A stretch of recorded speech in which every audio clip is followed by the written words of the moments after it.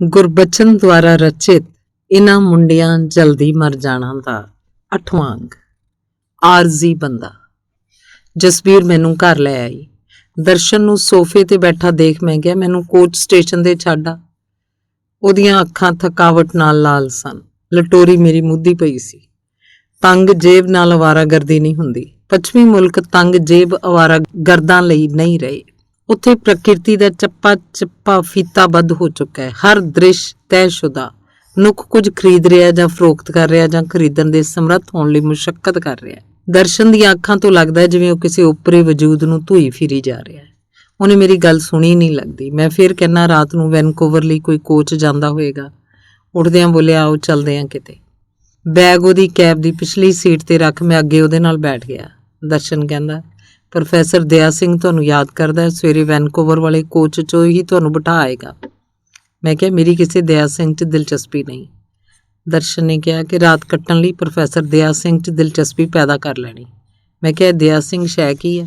ਦਰਸ਼ਨ ਕਹਿੰਦਾ, ਆਪਣੇ ਨਾਲ ਮੂਵਮੈਂਟਸ ਹੁੰਦਾ ਸੀ। ਇਹਦੇ ਘਰ ਤੁਹਾਨੂੰ ਦੀਵਾਰ ਤੇ ਭਿੰਡਰਾਂ ਵਾਲਾ ਤੇ ਸੁੱਖਾ ਜਿੰਦਾ ਦੀਆਂ ਤਸਵੀਰਾਂ ਮਿਲਣਗੀਆਂ। ਕੇਸਰੀ ਪੱਗ ਬੰਨ੍ਹਦਾ, ਕਵਿਤਾਵਾਂ ਲਿਖਦਾ, ਦਾਰੂ ਪੀਣਾ ਇਹਨੇ ਬੰਦ ਕੀਤਾ ਹੋਇਆ। ਮੈਨੂੰ ਕੋਚ ਸਟੇਸ਼ਨ, ਉਹ ਕਹਿੰਦਾ, ਆਪਾਂ ਇੱਕ ਵਧੀਆ ਰੈਸਟੋਰਾਂਟ 'ਚ ਜਾ ਰਹੇ ਹਾਂ। ਤੁਹਾਡੀ ਸੇਵਾ ਤਾਂ ਕੀਤੀ ਨਹੀਂ, ਇੰਨੀ ਦੂਰੋਂ ਆਏ ਹੋ। 2 ਪੈਗ ਵੱਧ ਪੀ ਕੇ ਪ੍ਰੋਫੈਸਰ ਕੋਲ ਜਾਣਾ। ਉਹਦੀ ਕੇਸਰੀ ਪੱਗ ਨਹੀਂ ਦਿਸਣ ਲੱਗੀ। ਦਾਰੂ ਪੀ ਕੇ ਦੀਵਾਰ ਤੇ ਲਟਕੀਆਂ ਖਾੜਕੂ ਤਸਵੀਰਾਂ ਦੇ ਭੰਬੂ ਤਾਰੇ ਬਣੇ ਦਿਸਣਗੇ। ਮੈਂ ਚੁੱਪ। ਕੈਬ ਸਪੀਡ ਨਾਲ ਦੌੜੀ ਜਾ ਰਹੀ ਸੀ। ਉਹ ਕਹਿੰਦਾ, ਤੁਹਾਡੀ ਸੇਵਾ ਨਹੀਂ ਕਰ ਸਕਿਆ, ਸੌਰੀ ਹਾਂ। ਮੈਂ ਕਿਹਾ, ਸੇਵਾ ਹੀ ਸੇਵਾ ਹੈ, ਤੁਹਾਨੂੰ ਤਾਂ ਆਪਣੀ ਸੁਰਤ ਨਹੀਂ। ਮੈਨੂੰ ਰਾਤ ਵਾਲੇ ਕੋਚ ਤੇ ਬਿਠਾਇਆ, ਇਹੀ ਸੇਵਾ ਬਹੁਤ ਹੈ। ਦਰਸ਼ਨ ਕਹਿੰਦਾ, ਇਹ ਕਿੱਦਾਂ ਹੋ ਸਕਦਾ? ਇੰਨੀ ਦੂਰੋਂ ਆਏ, ਕੈਲਗਰੀ ਦਾ ਕੁਝ ਵੀ ਨਹੀਂ ਦੇਖਿਆ। ਹੁਣ ਦੇਖਣ ਵਾਲੀ ਸ਼ੈ ਵੀ ਕੀ ਹੈ ਇੱਥੇ? ਮੈਨੂੰ ਤਾਂ ਕੈਨੇਡਾ ਮਹਾ ਬੋਰ ਮੁਲਕ ਲੱਗਦਾ। ਇੱਧਰ ਬ੍ਰਿਟਿਸ਼ ਕੋਲੰਬੀਆ ਜਾਓ, ਰਸਤੇ 'ਚ ਕੁਦਰਤੀ ਨਜ਼ਾਰੇ ਬਹੁਤ ਨੇ। ਇਹੀ ਨਜ਼ਾਰੇ ਗੋਰਿਆਂ ਲਈ ਨੇ। ਗੋਰਿਆਂ ਦੇ ਚਿੱਤ ਰਵਾਂ ਨੇ। ਕੰਜਰਾਂ ਨੇ ਇੰਨਾ ਵੱਡਾ ਦੇਸ਼ ਸਾਂਭ ਰੱਖਿਆ, ਅਸੀਂ ਪੁਸ਼ਤਾਂ ਤੱਕ ਇਹਨਾਂ ਦਾ ਮੁਕਾਬਲਾ ਨਹੀਂ ਕਰ ਸਕਣਾ। ਮੈਂ ਦਰਸ਼ਨ ਨੂੰ ਪੁੱਛਿਆ, ਤੂੰ ਪਰਸੋਂ ਕਹਿੰਦਾ ਸੀ ਇੱਥੇ ਕਿਸੇ ਪਾਸ ਦੂਜੇ ਦਾ ਦੁੱਖ ਸੁਣਨ ਦੀ ਵੇਲ ਨਹੀਂ, ਕਿਵੇਂ ਰਹਿੰਦੇ ਆ ਫਿਰ ਆਪਣੇ ਬੰਦੇ? ਕਹਿੰਦਾ, ਦੁੱਖ ਹਜ਼ਮ ਕਰ ਲੈਂਦੇ ਨੇ, ਥਿਕ ਸਕਿਨ ਹੋ ਗਏ ਨੇ, ਕੋਲੂ ਦੇ ਬੈਲ ਵਾਂਗ।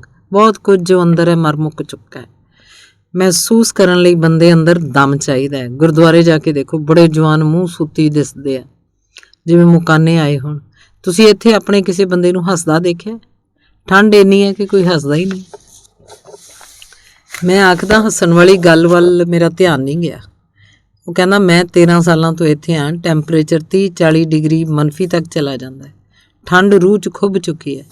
ਬੰਦਾ ਨਾ ਉੱਚੀ ਗੱਲ ਕਰਦਾ ਨਾ ਹੱਸਦਾ। ਹੱਸਣ ਲਈ 2-4 ਬੰਦੇ ਚਾਹੀਦੇ ਆ। ਮੈਂ ਕਿਹਾ, ਹੱਸਣ ਵਾਲੀ ਗੱਲ ਮੈਨੂੰ ਕਿਉਂ ਨਹੀਂ ਸੁੱਝੀ? ਕਹਿੰਦਾ, ਮੈਨੂੰ ਕਿਹੜਾ ਸੁੱਝਦੀ ਹੈ ਇਹੋ ਜਿਹੀ ਗੱਲ, ਤੁਹਾਡੇ ਨਾਲ ਗੱਲਾਂ ਕਰਕੇ ਖਿਆਲ ਆਇਆ। ਮੈਂ ਕਿਹਾ, ਕੀ ਖਿਆਲ ਆਇਆ? ਕਹਿੰਦਾ, ਉਹੀ ਬਈ ਹੱਸਣ ਰੋਣ ਦਾ ਮਾਮਲਾ ਸਾਫ਼ ਤੁਹਾਨੂੰ ਅਜੀਬ ਲੱਗਦਾ ਹੋਣਾ, ਤੇ ਜੇ ਤੂੰ ਕੁਝ ਸੋਚ ਸਕਦਾ ਹੈ ਤਾਂ ਜ਼ਰੂਰ ਤੇਰੇ 'ਚ ਦਮ ਬਾਕੀ ਹੈ। ਮੈਂ ਕਿਹਾ, ਦਮ ਸਭਨਾਂ 'ਚ ਹੈ, ਬਸ ਠੰਡ ਹੀ ਰੂਹ 'ਚ ਖੁੱਭੀ ਪਈ ਹੈ। ਅੰਦਰੋਂ ਅੰਦਰ ਦੱਬਿਆ ਪਿਆ ਦਮ। ਦਇਆ ਸਿੰਘ ਨਾਲ ਗੱਲਾਂ ਕਰਕੇ ਦੇਖਿਓ ਕਿੰਨਾ ਉਹਦੇ 'ਚ ਦਮ। ਇਹ ਦਮ ਉਹਦੇ 'ਚ ਖਾਲਿਸਤਾਨ ਨੇ ਪਾਇਆ। ਮੂਵਮੈਂਟ ਵੇਲੇ ਦੇ ਇੱਥੇ ਕਈ ਮੁੰਡੇ ਨੇ, ਹੁਣ ਤਾਂ ਮੁੰਡੇ ਨਹੀਂ ਰਹੇ। ਦੇਸ਼ 'ਚ ਇਨਕਲਾਬ ਲਿਆਉਣ ਤੁਰੇ, ਕੈਨੇਡਾ ਪੁੱਜ ਗਏ। ਤੁਸੀਂ ਮਿਲਦੇ ਹੀ ਆਏ ਹੋ, ਦੇਖ ਲਿਆ ਹੋਣਾ ਕਿਵੇਂ ਯਾਦ ਕਰਦੇ ਨੇ ਉਹਨਾਂ ਦਿਨਾਂ ਨੂੰ, ਜਿਵੇਂ ਬੁੜੇ ਜਵਾਨੀ ਵੇਲੇ ਦੀ ਭਲਵਾਨੀ ਨੂੰ ਯਾਦ ਕਰਦੇ ਆ। ਮੈਂ ਕਿਹਾ, ਤੂੰ ਕੀ ਕਰਦਾ ਰਿਹਾ ਇਹਨਾਂ ਦਿਨਾਂ 'ਚ? ਉਹ ਕਹਿੰਦਾ, ਮੈਂ ਤਾਂ ਕਹਿੰਦਾ ਸੀ ਇੱਦਾਂ ਕੁਛ ਨਹੀਂ ਬਣਨਾ, ਜਲਦੀ ਰਿਟਰੀਟ ਮਾਰ ਲਈ। ਜਾ ਪੁੱਜਾ ਕਲਕੱਤਾ, ਉੱਥੇ ਸਮੁੰਦਰੀ ਜਹਾਜ਼ ਦੀ ਡੈਕ 'ਤੇ ਕੰਮ ਕਰਦਾ ਮਲੇਸ਼ੀਆ ਪਹੁੰਚ ਗਿਆ।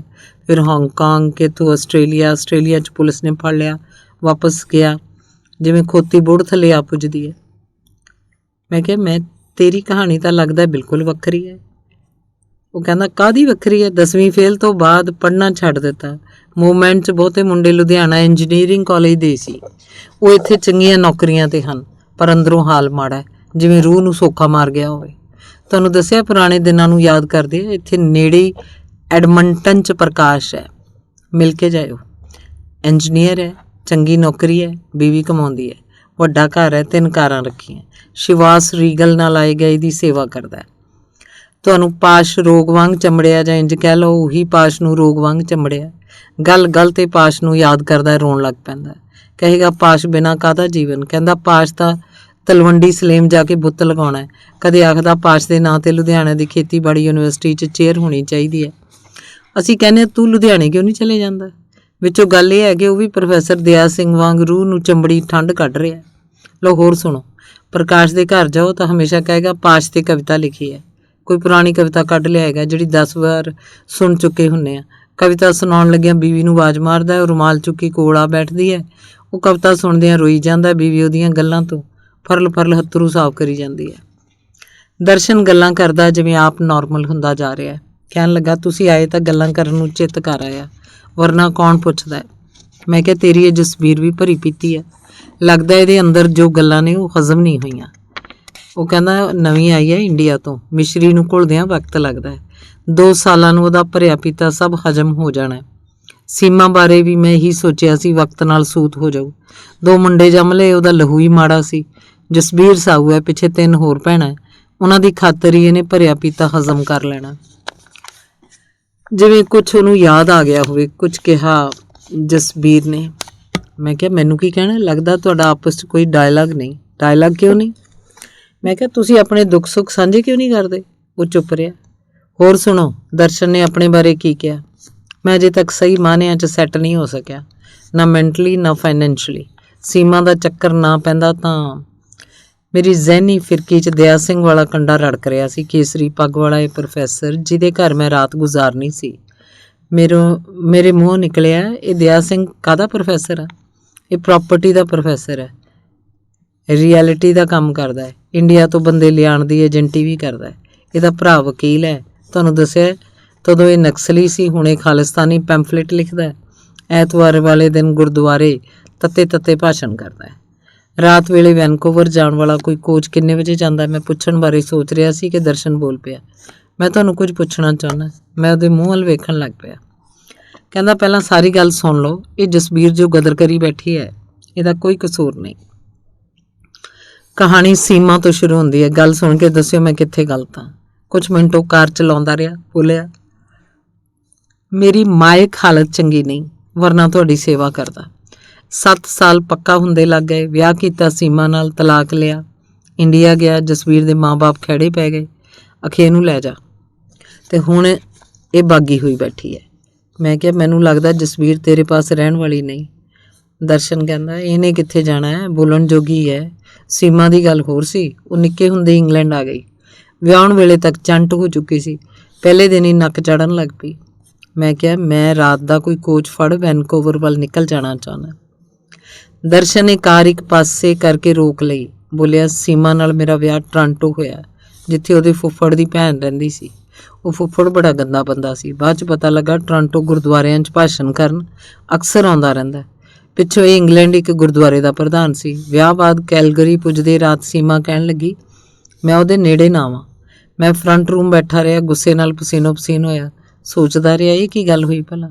ਅੱਧੀ ਰਾਤ ਉਹ ਮੈਨੂੰ ਸੋਫੇ 'ਤੇ ਲੇਟਿਆ ਦੇਖ ਕਹਿਣ ਲੱਗੀ ਮੈਂ ਤੈਨੂੰ ਇੱਕ ਗੱਲ ਦੱਸਣਾ ਚਾਹੁੰਦੀ ਹਾਂ। ਮੈਂ ਜਾਣਦਾ ਸੀ ਇਹ ਹੁਣ ਕਹੇਗੀ ਇਹਦੇ ਕਿਸੇ ਹੋਰ ਨਾਲ ਸੰਬੰਧ ਰਹੇ ਨੇ। ਇਹ ਗੱਲ ਮੈਨੂੰ ਖੁੜਕ ਗਈ ਸੀ। ਮੈਂ ਮਨ 'ਚ ਧਾਰ ਲਿਆ ਵੀ ਇਹ ਕੋਈ ਵੱਡੀ ਗੱਲ ਨਹੀਂ, ਇੱਦਾਂ ਅੱਜ ਕੱਲ੍ਹ ਹੁੰਦਾ ਹੀ ਆ। ਪਰ ਉਹਨੇ ਜਦ ਕਿਹਾ ਕਿ ਉਹ ਪਿਛਲੇ 3 ਸਾਲਾਂ ਤੋਂ ਫੁੱਫੜ ਨਾਲ ਖੇਹ ਖਾਂਦੀ ਰਹੀ ਹੈ ਤਾਂ ਮੈਂ ਗੱਡਿਆ ਗਿਆ। ਮੈਂ ਸਿੱਧਾ ਪ੍ਰੋਫੈਸਰ ਦਇਆ ਸਿੰਘ ਦੇ ਘਰ ਆ ਗਿਆ। ਦਇਆ ਸਿੰਘ ਆਪ ਤਾਂ ਪੀਂਦਾ ਨਹੀਂ, ਮੈਂ ਇਕੱਲਾ ਹੀ ਪੀਂਦਾ ਰਿਹਾ ਤੇ ਮੁੱਧਾ ਬਿਸਤਰੇ 'ਤੇ ਜਾ ਡਿੱਗਾ। ਉਹ ਕੁਛ ਦੇਰ ਚੁੱਪ ਰਿਹਾ। ਕਾਰ ਖੜੀ ਸੀ, ਉਹਦੀਆਂ ਅੱਖਾਂ ਦੀ ਲਾਲੀ ਜੋ ਮੱਧਮ ਹੋ ਰਹੀ ਦਿਸਦੀ ਸੀ ਵੱਧ ਗਈ। ਕਾਰ ਸਟਾਰਟ ਕਰਦਿਆਂ ਕਹਿਣ ਲੱਗਾ ਮੈਂ ਬਹੁਤ ਅਪਸੈਟ ਹਾਂ, ਆਈ ਐਮ ਸੌਰੀ। ਮੈਂ ਕਿਹਾ ਮੈਂ ਤੈਨੂੰ ਇਹ ਗੱਲ ਜੋ ਇਹ ਅਪਸੈਟ ਕਰਦੀ ਹੈ ਤੇ ਇਹਨੂੰ ਦੱਬਿਆ ਰਹਿਣ ਦੇ। ਚਿੱਤ ਮੇਰਾ ਪਰ ਇਹ ਸੀ ਕਿ ਦਰਸ਼ਨ ਸਾਰੀ ਵਿਥਿਆ ਸੁਣਾਵੇ। ਸੀਮਾ ਤੋਂ ਉਹਦੇ 2 ਮੁੰਡੇ ਪੈਦਾ ਹੋਏ। ਜ਼ਾਹਿਰ ਹੈ ਦਰਸ਼ਨ ਨੇ ਸਥਿਤੀ ਨਾਲ ਸਮਝੌਤਾ ਕਰ ਲਿਆ ਹੋਵੇਗਾ। ਕਹਿਣ ਲੱਗਾ ਬੰਦਾ ਦਿਨ ਰਾਤ ਕੰਮ ਨਾ ਕਰੇ ਤਾਂ ਪਾਗਲ ਹੋ ਜਾਏ, ਕਤਲ ਕਰ ਦੇਵੇ। ਆਪਣੇ ਪਰਿਵਾਰਾਂ 'ਚ ਟੁੱਟ ਭੱਜ ਬਹੁਤ ਹੈ। ਤੀਵੀਂ ਮਰਦ ਚਾਪੋ ਤਾਪੀ ਹੈ। ਵਿਆਹੀ ਚਿੱਤ ਅੰਦਰ ਸੌਦੇਬਾਜ਼ੀ ਰੱਖ ਕੇ ਕਰਵਾਇਆ ਜਾਏ ਤਾਂ ਇੱਦਾਂ ਹੀ ਹੁੰਦਾ। ਤੂੰ ਵੀ ਤਾਂ ਜਸਵੀਰ ਨੂੰ ਵਿਆਹ ਲਿਆ ਹੈ, ਤੇਰੇ 2 ਮੁੰਡੇ। ਦਰਸ਼ਨ ਕਹਿੰਦਾ ਬਹੁਤਾ ਚੱਕਰ ਤਾਂ ਇੱਥੇ ਆਉਣ ਦਾ ਹੈ। ਪੰਜਾਬ ਮੈਂ ਗਿਆ ਤਾਂ ਮੈਥੋਂ ਅੱਧੀ ਉਮਰ ਦੀਆਂ ਕੁੜੀਆਂ ਦੇ ਸਾਕ ਆਈ ਜਾਣ, ਇੱਕ ਕੁੜੀ PhD। ਇਹ ਸੌਦੇਬਾਜ਼ੀ ਨਹੀਂ ਤਾਂ ਕੀ ਹੈ? ਬੰਦਾ ਇੰਨਾ ਨਾਰਮਲ ਕਿਵੇਂ ਰਹਿ ਸਕਦਾ ਹੈ? ਰਿਸ਼ਤੇ ਹੀ ਪਲਟੀ ਖਾਈ ਬੈਠੇ ਆ। ਜਸਵੀਰ ਦਾ ਪਿਓ ਮੇਰੇ ਖਹਿੜੇ ਪੈ ਗਿਆ। ਵਿੱਚੋਂ ਕਹਾਣੀ ਇਹ ਹੈ ਵੀ ਜਸਵੀਰ ਦਾ ਇੱਕ ਨਿੱਕਾ ਭਰਾ ਤੇ 3 ਭੈਣਾਂ। ਇਹ ਔਖੀ ਹੋਈ ਫਿਰਦੀ ਹੈ, ਅਜੇ ਨਵੀਂ ਆਈ ਹੈ। ਹੋਰ 5 ਸਾਲਾਂ ਨੂੰ ਇਹਦੇ ਖਾਨਦਾਨ ਨੇ ਇੱਥੇ ਆ ਕੇ ਸਾਹ ਲੈਣਾ। ਕੁਛ ਦੇਰ ਚੁੱਪ ਛਾਈ ਰਹੀ, ਫਿਰ ਬੋਲਿਆ ਆਪਣੇ ਬੰਦੇ ਕੰਮ ਕਰਕੇ ਹੀ ਕਾਇਮ ਨੇ। ਕੰਮ ਨਾ ਕਰਨ ਤਾਂ ਅਮਰੀਕਾ 'ਚ ਕਾਲਿਆਂ ਵਰਗੇ ਹੋ ਜਾਣ। ਕਾਲਿਆਂ ਦੀ ਫੈਮਿਲੀ ਲਾਈਫ ਖਤਮ, ਉਹ ਕੰਮ ਨਹੀਂ ਕਰਨਾ ਚਾਹੁੰਦੇ। ਗੋਰਿਆਂ ਕੋਲ ਧਨ ਸੰਪਤੀ ਹੈ, ਕਾਲਿਆਂ ਕੋਲ ਆਕੜ ਤੇ ਗੁੱਸਾ। ਗੋਰਿਆਂ ਕੋਲ ਪੁਲਿਸ ਤੇ ਕਾਨੂੰਨ ਹੈ, ਕਾਲਿਆਂ ਦੀ ਆਕੜ ਤੇ ਗੁੱਸਾ ਭੰਨਣ ਲਈ। ਕਾਲੇ ਗੋਰਿਆਂ ਦਾ ਕੁਝ ਵਿਗਾੜ ਨਹੀਂ ਸਕਦੇ ਤਾਂ ਪੁਲਿਸ ਕਾਨੂੰਨ ਦੀਆਂ ਧੱਜੀਆਂ ਉਡਾਉਂਦੇ ਨੇ ਤੇ ਸਿੱਧਾ ਜੇਲ੍ਹ 'ਚ ਤੁੰਨ ਦਿੱਤੇ ਜਾਂਦੇ ਨੇ। ਇਦਾਂ ਹੀ ਚੱਲਦਾ ਰਹਿਣਾ।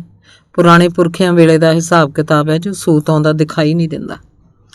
ਅਮਰੀਕਾ 'ਚ ਕਾਲਿਆਂ ਦੀ ਕੁੱਲ ਆਬਾਦੀ 13% ਹੈ, ਪਰ ਜੇਲ੍ਹਾਂ 'ਚ 100 ਪਿੱਛੇ 70 ਤੁਹਾਨੂੰ ਕਾਲੇ ਮਿਲਣਗੇ।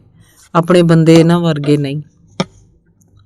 ਮੈਂ ਕਿਹਾ ਤੇਰਾ ਕੀ ਖਿਆਲ ਹੈ, ਆਪਣਿਆਂ ਦੀਆਂ ਪੁਸ਼ਤਾਂ ਕਿੱਦਾਂ ਦੀਆਂ ਹੋਣਗੀਆਂ? ਦਰਸ਼ਨ ਕਹਿੰਦਾ ਕਾਲਿਆਂ ਵਾਂਗ ਨਹੀਂ ਹੋਣਗੀਆਂ। ਤੁਹਾਨੂੰ ਕਿਹਾ ਆਪਣੇ ਬੰਦਿਆਂ ਨੂੰ ਕੰਮ ਨੇ ਸਾਂਭੀ ਰੱਖਣਾ ਬਹੁਤ ਦੇਰ। ਮੇਰਾ ਕੰਮ ਹੀ ਨਹੀਂ, ਆਪਣਿਆਂ ਕੋਲੇ ਤੇ ਗੁਰਦੁਆਰੇ ਨੇ, ਖਾਲਿਸਤਾਨ ਹੈ, ਪ੍ਰਕਾਸ਼ ਵਰਗਿਆਂ ਕੋਲ ਪਾਸ਼ ਹੈ। ਬੰਦਾ ਨਾਤਿਆਂ ਦੇ ਆਸਰੇ ਜਿਉਂਦਾ ਹੈ।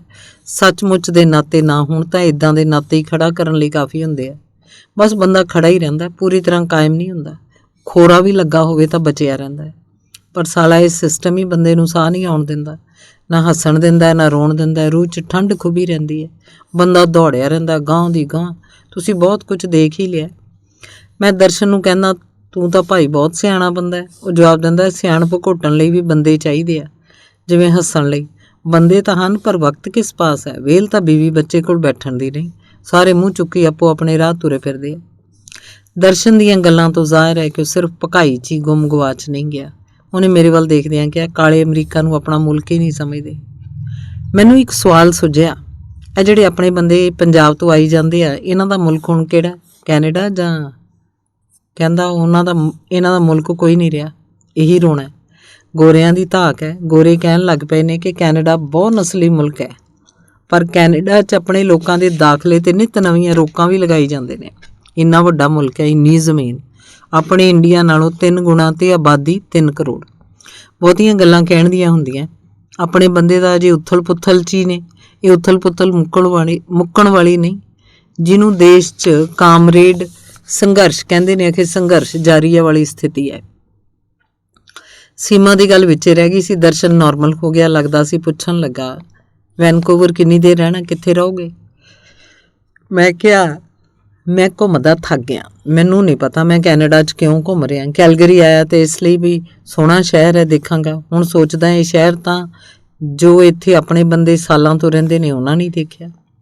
ਉਹ ਕਹਿੰਦਾ ਤੁਹਾਡੀ ਲਿੱਲੀ ਨੇ ਨਹੀਂ ਦਿਖਾਇਆ ਸ਼ਹਿਰ? ਮੈਂ ਕਿਹਾ ਲਿੱਲੀ ਦੀ ਗੱਲ ਮਤ ਕਰ। ਕਹਿੰਦਾ ਕਿਉਂ? ਮੈਂ ਕਿਹਾ ਬਿਮਾਰ ਹੈ, ਮਰਨ ਵਾਲੀ ਹੈ।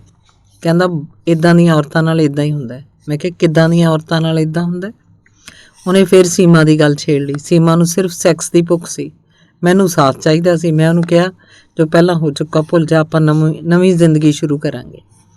ਮੈਂ ਘੜੀ ਦੇਖੀ। ਮੈਂ ਦਰਸ਼ਨ ਨੂੰ ਕਿਹਾ ਰਾਤ ਕਿੰਨੇ ਵਜੇ ਕੋਚ ਜਾਂਦਾ ਹੈ, ਪਤਾ ਤਾਂ ਕਰ ਲਈਏ। ਕਹਿੰਦਾ ਆਪਾਂ ਰੈੱਡ ਰੋਬਿਨ ਰੈਸਟੋਰੈਂਟ 'ਚ ਕੁਝ ਖਾਂਦੇ ਪੀਂਦੇ ਹਾਂ, ਨਾਲ ਮੇਰੀ ਕਹਾਣੀ ਸੁਣ ਕੇ ਦੱਸਿਓ ਵੀ ਮੈਂ ਕਿੱਥੇ ਗਲਤ ਹਾਂ। ਤੁਹਾਨੂੰ ਮੈਂ ਦੱਸਿਆ ਉਹਨੂੰ ਉਸ ਲੰਮੇ ਦਾੜੇ ਵਾਲੇ ਫੁੱਫੜ ਨੇ ਖਰਾਬ ਕਰਤਾ ਸੀ। ਉਹ ਵਿਆਹ ਤੋਂ ਬਾਅਦ ਵੀ ਨਾ ਟਲੀ। ਮੈਂ ਦੇਖਣਾ ਚੋਰੀ ਛੁਪੇ ਫੋਨ ਕਰ ਰਹੀ ਹੈ ਜਾਂ ਕਿਸੇ ਦਾ ਫੋਨ ਆਵੇ, ਮੈਂ ਚੁੱਕਾਂ ਤਾਂ ਬੰਦ ਹੋ ਜਾਵੇ। ਮੈਂ ਇੱਕ ਦਿਨ ਉਹਨੂੰ ਗਲੋਂ ਫੜ ਲਿਆ, ਪੁੱਛਿਆ ਦੱਸ ਕੀ ਚਾਹੁੰਦੀ ਹੈ? ਉਹ ਕਹਿੰਦੀ ਬੜਾ ਕੁਪੱਤ ਹੋਇਆ, ਇੱਥੇ ਆਪਾਂ ਇੰਡੀਆ ਵਾਂਗ ਬਿਹੇਵ ਵੀ ਨਹੀਂ ਕਰ ਸਕਦੇ। ਝੱਟ ਪੁਲਿਸ ਨੂੰ ਬੁਲਾ ਲੈਂਦੀ ਹੈ, ਮਾਮਲਾ ਹੱਥੋਂ ਨਿਕਲ ਜਾਂਦਾ। ਸਮਾਂ ਬੀਤਦਾ ਗਿਆ ਪਰ ਮੈਨੂੰ ਸ਼ੱਕ ਸੀ ਇਹ ਤੀਵੀਂ ਹਟਣ ਵਾਲੀ ਨਹੀਂ।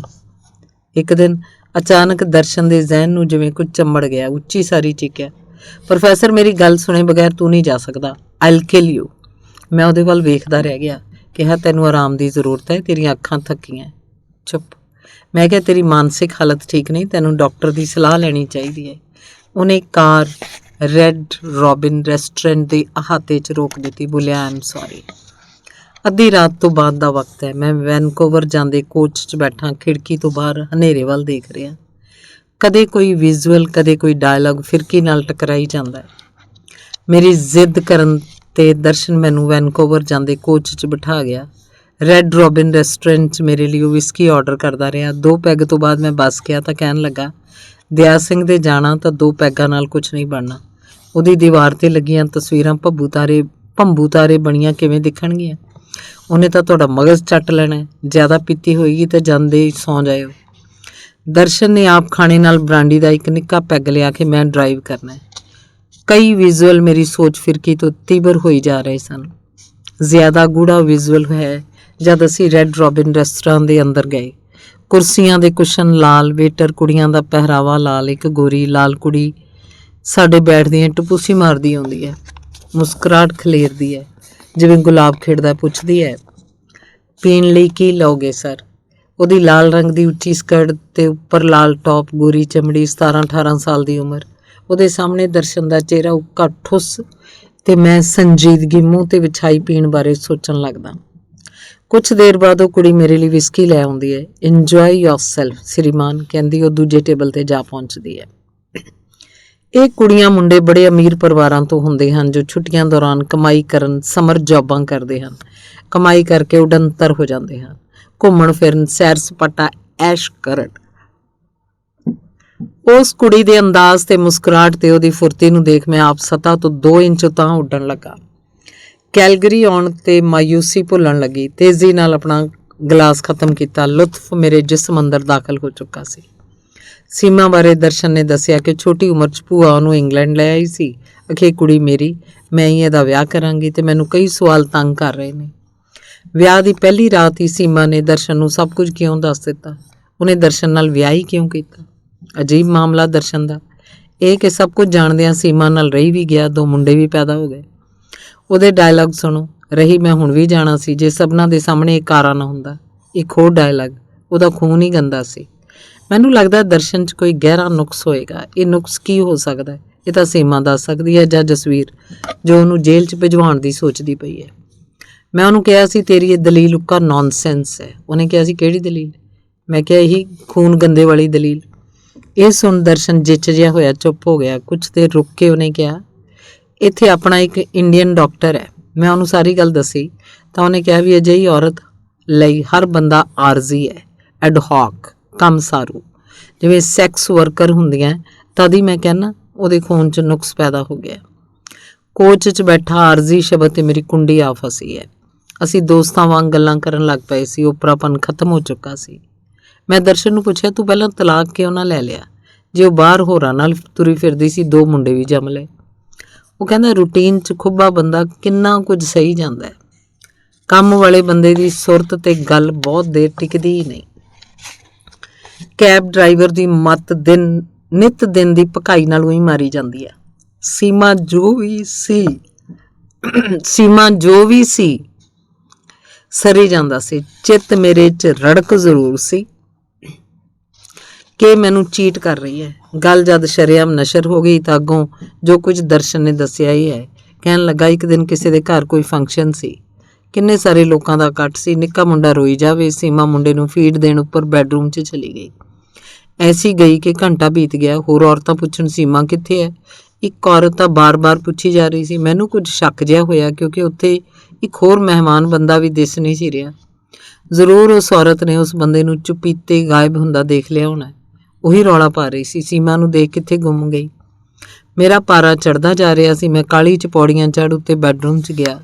ਮੁੰਡਾ ਇਕੱਲਾ ਸੁੱਤਾ ਪਿਆ ਸੀ। ਸੀਮਾ ਕਿਤੇ ਵੀ ਨਾ। ਮੈਂ ਚਾਹੁੰਦਾ ਤਾਂ ਚੁੱਪ ਕਰਕੇ ਬੈਠ ਜਾਂਦਾ। ਕਹਿੰਦਾ ਸ਼ਾਇਦ ਟਾਇਲਟ ਗਈ ਹੈ ਜਾਂ ਹੋ ਸਕਦਾ ਬਾਹਰ ਲੌਂਚ ਹੋਵੇ ਜਾਂ। ਪਰ ਮੈਂ ਅੰਦਰਲੇ ਦਰਵਾਜ਼ੇ ਥਾਣੀ ਗੈਰੇਜ 'ਚ ਗਿਆ ਜਿਵੇਂ ਮੈਨੂੰ ਪਹਿਲਾਂ ਹੀ ਪਤਾ ਹੋਵੇ। ਸੀਮਾ ਉੱਥੇ ਇੱਕ ਬੰਦੇ ਨਾਲ ਲੱਗੀ ਹੋਈ ਸੀ। ਮੈਂ ਗੁੱਸੇ 'ਚ ਚਪੇੜ ਮਾਰਨ ਲੱਗਾ ਤਾਂ ਭੜਕ ਉੱਠੀ। ਖਬਰਦਾਰ, ਮੈਂ ਤੇਰੇ ਨਾਲ ਨਹੀਂ ਰਹਿਣਾ। ਮੈਂ ਇਹਦੇ ਨਾਲ ਜਾਣਾ, ਸਭ ਦੇ ਸਾਹਮਣੇ ਕਰ ਲੈ ਜੋ ਕਰਨਾ। ਰੌਲਾ ਪੈ ਗਿਆ। ਫਿਰ ਦਰਸ਼ਨ ਬਹੁਤ ਦੇਰ ਚੁੱਪ ਰਿਹਾ। ਮੈਂ ਵੀ ਕੁਛ ਨਾ ਬੋਲਿਆ। ਖਾਣਾ ਖਾ ਕੇ ਅਸੀਂ ਬਾਹਰ ਆ ਗਏ। ਮੈਂ ਕਿਹਾ ਉਹ ਮੈਨੂੰ ਕੋਚ ਸਟੇਸ਼ਨ ਛੱਡ ਆਵੇ। ਜਦ ਮੈਂ ਉਹਨੂੰ ਪੁੱਛਿਆ ਸੀ ਕਿ ਤੂੰ ਪਹਿਲਾਂ ਹੀ ਤਲਾਕ ਕਿਉਂ ਨਾ ਲਿਆ, 2 ਮੁੰਡੇ ਵੀ ਜੰਮ ਧਰੇ, ਤਾਂ ਉਹਨੇ ਕਿਹਾ ਤਲਾਕ ਮੈਂ ਸ਼ਾਇਦ ਹੁਣ ਵੀ ਨਾ ਲੈਂਦਾ, ਪਰ ਸਾਰਿਆਂ ਦੇ ਸਾਹਮਣੇ ਜੋ ਹੋਇਆ। ਮੈਂ ਕਿਹਾ ਜੇ ਸਾਰਿਆਂ ਦੇ ਸਾਹਮਣੇ ਨਾ ਹੁੰਦਾ ਤਾਂ? ਕਹਿੰਦਾ ਤਾਂ ਮੈਂ ਉਹਨੂੰ ਤਾੜਨਾ ਕਰੀ ਜਾਣੀ ਸੀ ਇਸ ਆਸ ਨਾਲ ਕਿ ਵਕਤ ਨਾਲ ਠੀਕ ਹੋ ਜਾਏਗੀ। ਜਿਸ ਬੰਦੇ ਪਾਸ ਮਰਨ ਦੀ ਵੇਲ ਨਹੀਂ ਉਹਨੂੰ ਪੰਗੇ ਨਹੀਂ ਸੁੱਝਦੇ। ਵਿਆਹ ਤੋੜਨਾ, ਬੱਚਿਆਂ ਨੂੰ ਰੋਲਣਾ, ਦੂਜਾ ਵਿਆਹ ਕਰਨਾ, ਉਹਦਾ ਵੀ ਪਤਾ ਨਹੀਂ ਹੁੰਦਾ ਕੀ ਬਣੇ ਜਾਂ ਕੀ ਨਾ ਬਣੇ। ਇੰਨੇ ਪੰਗੇ ਕੌਣ ਲੈਂਦਾ? ਆਖਰ ਉਹੀ ਗੱਲ ਹੋਈ। ਸੀਮਾ ਨੂੰ ਤਲਾਕ ਦੇ ਦਿੱਤਾ, ਜਸਬੀਰ ਨਾਲ ਵਿਆਹ ਕਰਵਾ ਲਿਆ, ਪਰ ਮਸਲਾ ਤਾਂ ਹੱਲ ਨਾ ਹੋਇਆ। ਕੋਚ 'ਚ ਬੈਠੇ ਮੈਂ ਸੋਚ ਰਿਹਾ ਸੀ ਜੇ ਸੀਮਾ ਨਾਲ ਗੱਲ ਕਰਨ ਦਾ ਮੌਕਾ ਮਿਲਦਾ ਤਾਂ ਉਹ ਦਰਸ਼ਨ ਬਾਰੇ ਕੀ ਕਹਿੰਦੀ।